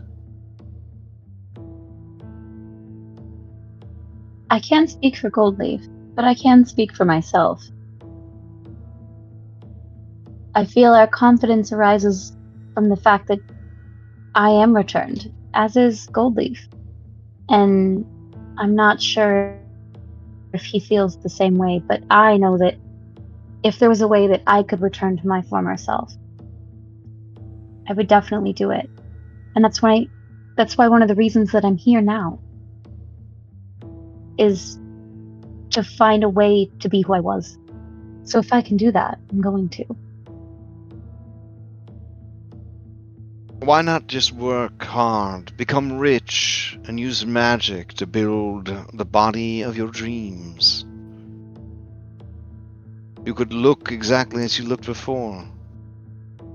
Why obsess over a body when a soul is all a being really is? Unlike Captain Because- Jade here, my previous self was really no one of note. But however, I feel like I've been given a second chance at life with this new form. However, I am concerned that of what has happened with my soul in the process of switching, and I would like to learn more. Exactly. And again, the two of you are convinced that one of the missing crew holds these secrets? Does the name Sunshadow mean anything to you? Ooh, each of you can give me an insight check when you drop that name. That'd be sense motive.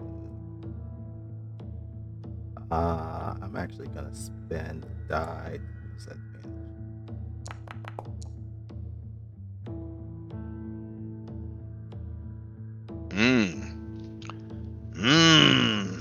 Okay.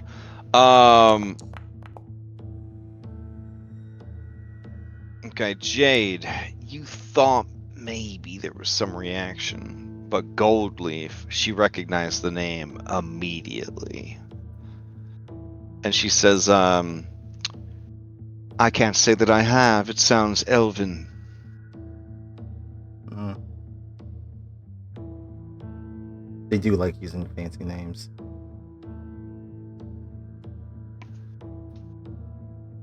I see. Well, do you have anything else to go off of other than a name?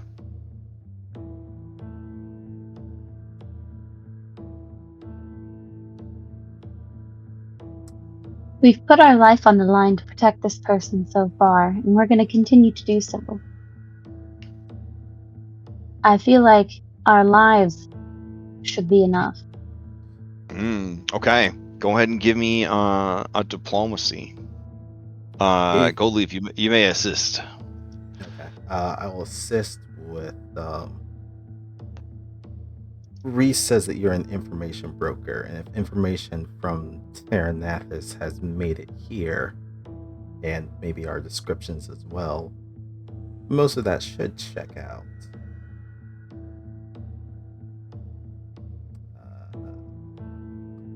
Aid. Diplomacy. But yeah, I think you already got it. Damn, you two. God damn. You're not an expert yet, are you? No, not yet. Okay. All right, so 28. All right. She blinks her actual eye, but her prosthetic eye does not blink. Continues to watch you. When she opens her human eye, she says, "Your conviction has moved me." Sun Shadow, you said? This was a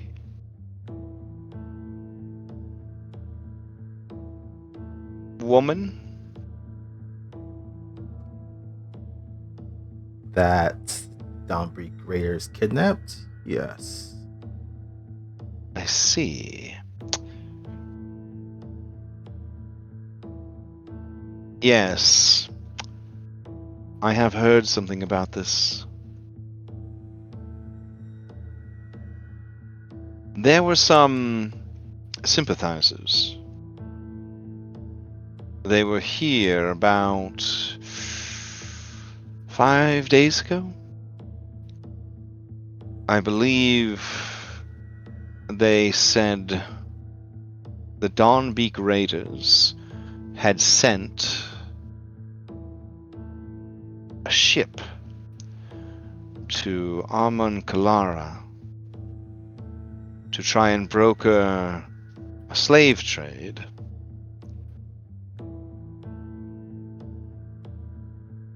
And apparently, the name Sun Shadow was dropped during that exchange. The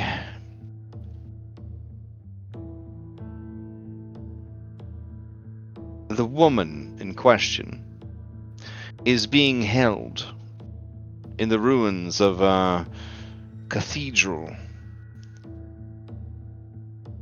of unknown origin. I can show you on your map. Were there others that were with her? There was a monkey. There was a halfling. A tengu. Probably another human. An undead returned.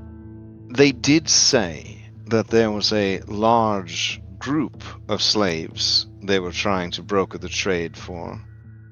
But the name that stood out to me was Sun Shadow. Let's see. I will caution you. You are not the first to ask about recent missing persons from Terranathus. There were individuals asking around about someone named Clive. Ooh, that was one of She- our crew members. Oh, okay. She seems interested that you had a response to that. Yes. A buxom undead returned. Apparently, she was the property of a very powerful nobleman who has hired collectors to retrieve her.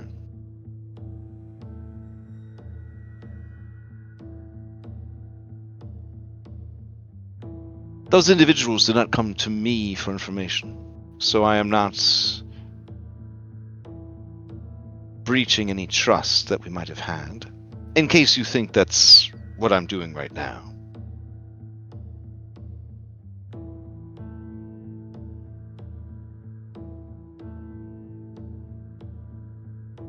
Honestly, I hadn't considered that. Now that I have provided you with this information, would you be willing to answer some questions for me? I'll look at Captain Jade.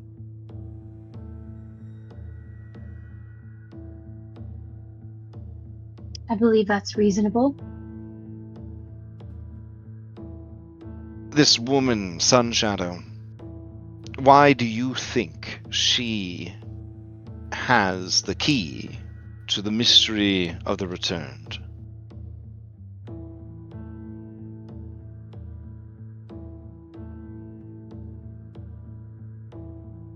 We don't know if she has that information.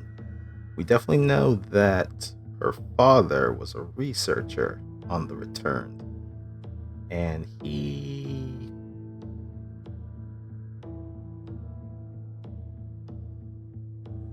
well, let's just say he's gone to the wind. We believe she may be some sort of key to that knowledge.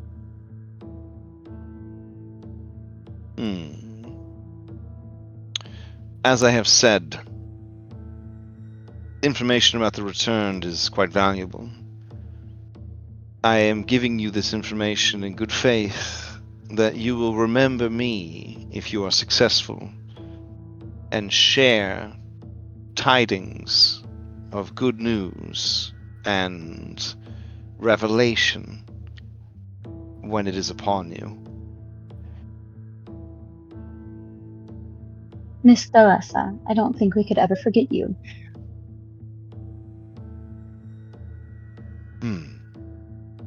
Then I will give you one last piece of information.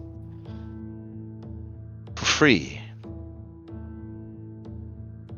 Reese Irongear is a cursed man. A curse no caster has been able to counteract. A curse that he thinks is killing him. But in truth, I think it is a curse he spreads to others.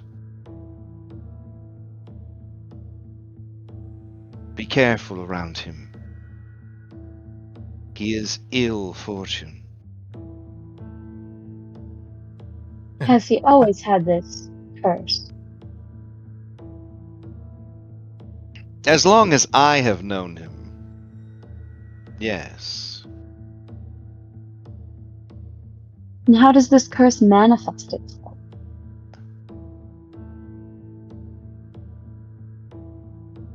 It's hard to say. The more he cares about something or someone, well, the worse things are for them. Or for it. As she says that, you picture the wreckage of the gale cutter when you first saw it, and then when you saw it burning.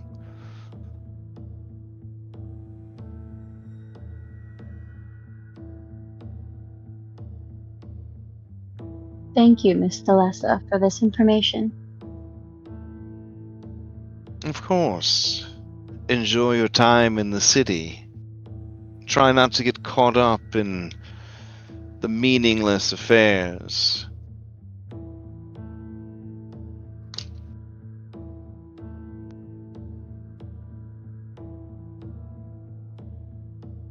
Alright, you guys roll out. Jade bows to her and then turns to Goldleaf. I'll also do a bow. Okay. Shall we? Alright. And as you guys emerge back onto the street, Isaac, were you willing to practice Beyblades with Silvereye? Yeah, of course. Okay. Did anybody join in on the two of them playing Beyblades in the Oh, I'm gonna streets? do this. Okay. Songbow turns into a Beyblade. Oh shit. Okay. Testing that durability. I mean, Lawrence, are you in on this, or are you staying vigilant since you're in a very dangerous part of a very dangerous city?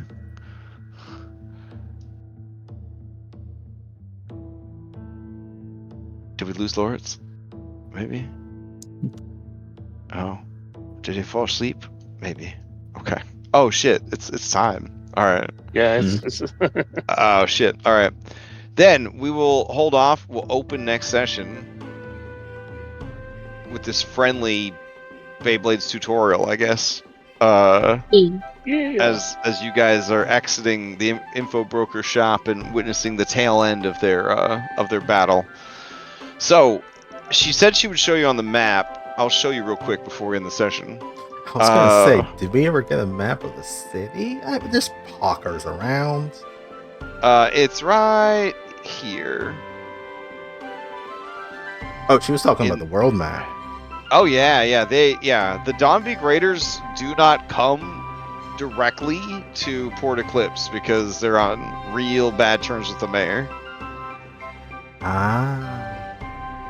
But they have a lot of sympathizers, is what they're called. And they're basically people that are not officially Dawnbeak Raiders, but are like basically Dawnbeak Raiders, but like you can't like arrest them.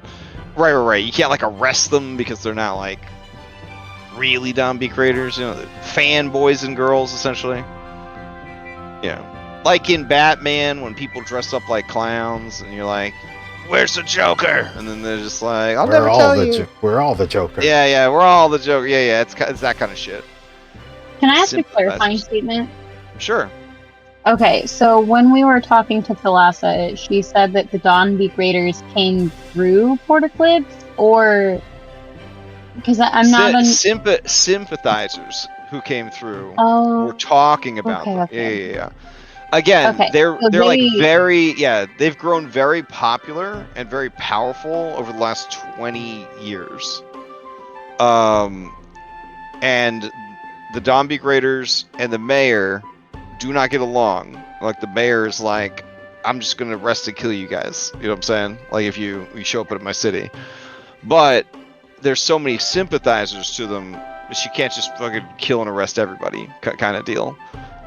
So yeah, some sympathizers came through, and they were talking about a ship was already headed to Armon Kalara, to basically try and broker a slave trade, but that the slaves were still being held at the abandoned temple.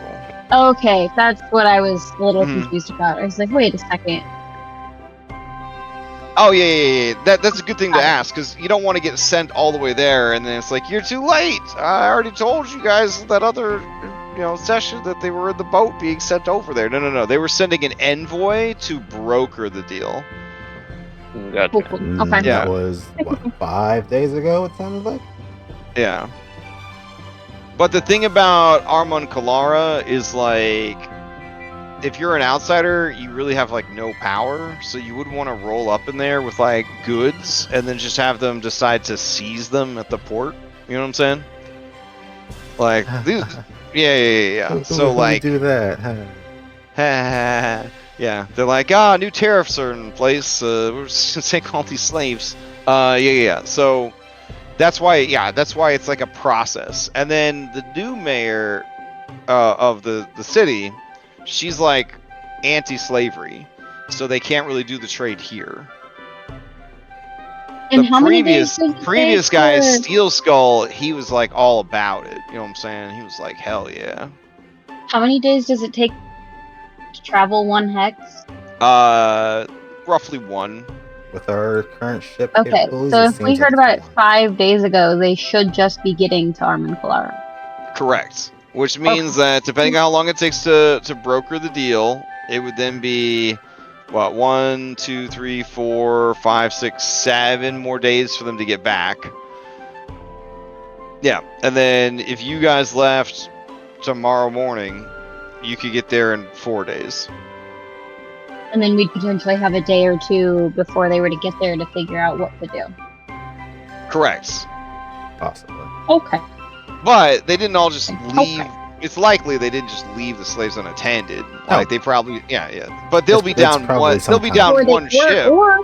Or they could have, they could have done that. But it does give you an opportunity, since you have information that they don't think people have, it would give you a possible bamboozle route if you wanted to approach their hideout from a bamboozling standpoint. There's always 3 main ways to do something: kicking down the door, bamboozling, or stealthing. Those are the 3 main ways to do things in TTRPGs. So, and kicking down the door is always, of course, hiding behind the other 2. It's always hiding behind the 2. It's Really, the usually best- when the other 2 fail. Yeah, We Most can't be of sneaky with Songbu and damn. Songbo and Spartan. Well, you couldn't bamboozle with Songbo either, unless you really like coached Keep him him, on it. we You know keep what him I'm on saying? the ship. We turn him into an item. and There say, you Turn him go. into a We crowbar. really need you, and we really need you like this. Yeah, the most important thing you could do to help us on this mission is to be 50 feet of hempen rope. So that's the most I've important got thing. All right. Well, I think you guys made a ton of progress as far as like lore drops. I mean, you revealed a lot of locations, and learned a lot of things, heard a lot of rumors. Yeah, and we got to learn a lot about Skelebrosive too, which was important. I'm Absolutely. honestly surprised you haven't offered them the letter to join yet. I know it's coming. Well, he's still following us. I hope he just follows us onto the ship. Well, he doesn't have a job, so I mean, That's not if true. you His got, job is crime. oh, that's true. That's true. The fact that he says he doesn't have a job, but his job is crime, I think speaks of a moral compass. You know what I'm saying? He's the new Diodario. Oh no. Okay, there needs to be some. There needs to be some Diodario with a body. very initial encounter where he loses all of his body except his skull. Diodario got his body back. That's what I think. That's what Dom said when I showed him the map. Because I was like really proud of the map. I was like, check out this map. And he's like, oh no, what did they do to Diodario? And I was like, God damn it, Dom. He finally got his wish. I don't know. I feel like Diodario got a good closer to his story thanks to Red's Spelljammer game. It was nice. Yeah. He really got to blossom in the post game there. So. I love the fact that we went through all that. We got through like one adventure, and we were like, let's get the fuck out of here. Like, I'm done with this. I like my small pond. I like the small pond. Red was not prepared to DM the bullshit of Skull and Shackles, that's for sure. He was a really good sport about it, though. He was a really good sport about it, but man, you could tell there were a lot of things like, I spent 4 hours prepping this, but okay. Like, and I'm just thinking, whale on a house, bro. Whale on a house. Can't trust these assholes to do anything right. So, I love the fact whale on a house on a creature that takes no damage from non-magical fucking things. Like, it's just a disrespect thing, right? Like, we blew your house up and killed one of our guys. Fuck you. It was pretty dope. I think that was one of the doper boss fights of the campaign. There were a lot of dope boss fights in that campaign. I mean, not the final boss fight, unfortunately, but there were a lot of dope boss fights in that campaign. Hey, I learned how to play my character for that last fucking fight. I thought it was pretty good. Oh, man. That's a All win. right, so we've got game next week. There's a lot of games being run on the server right now. Short, long, every possible system you could imagine. I've started a new prep series on Tuesdays for Seven Dooms for Sandpoint, starting with burnt offerings. Excuse me, I'm very tired. Had a lot of fun scandalizing everyone by reading them burnt offerings so that they could know It's wild. what first edition Pathfinder was like. I mean, it was pretty wild. It was some wild times back then. Man, I It's guess very- some of those people. Yeah. Yeah, it was Old Testament First edition versus summoner. yeah. It was Oh crazy. yeah, Old Testament versus New Testament. Let me tell you, Old Testament versus New Testament.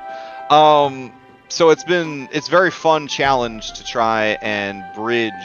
There's a 17-year gap between burnt offerings and Seven Dooms for Sandpoint. So I'm kind of walking through like prepping like that adventure and that campaign together and like building in like the it's been a lot of fun. So if you're interested in that, that's going on Tuesday nights. We got Vodcast tomorrow night, got Kingmaker on Sunday nights. They are entering the kingdom part of the game, I think, so that things should get either extra interesting or extra boring depending on what kind of person you are, I guess. Depending on how much you love spreadsheets. Yeah, because how much do you like bureaucracy? Because this might get pretty exciting for you. Yeah. Hey, I'm looking And- for those contracts to be sent out. I know, right? Once they get their kingdom established. Yeah, Kingmaker contracts. Basically, anytime the Kingmaker group ends up with more problems than they can handle or problems that they just can't afford to go handle, they are going to post up a contract and it will become a one-shot or two-shot adventure that anyone on the server can sign up with a Pathfinder character to go and do, essentially. So it's like a mini West March, you know, like kind of like attached to the Kingmaker game. So that should be kind of cool. My all Kingmaker one-shot character will be a water and metal kineticist, like the kind of character that could solve every problem in in Skyhaven just by Nice. existing. I'm gonna try to bring in Tuskless. That'd be pretty cool. Yeah. Crash cut out. Oh, we broke Crash.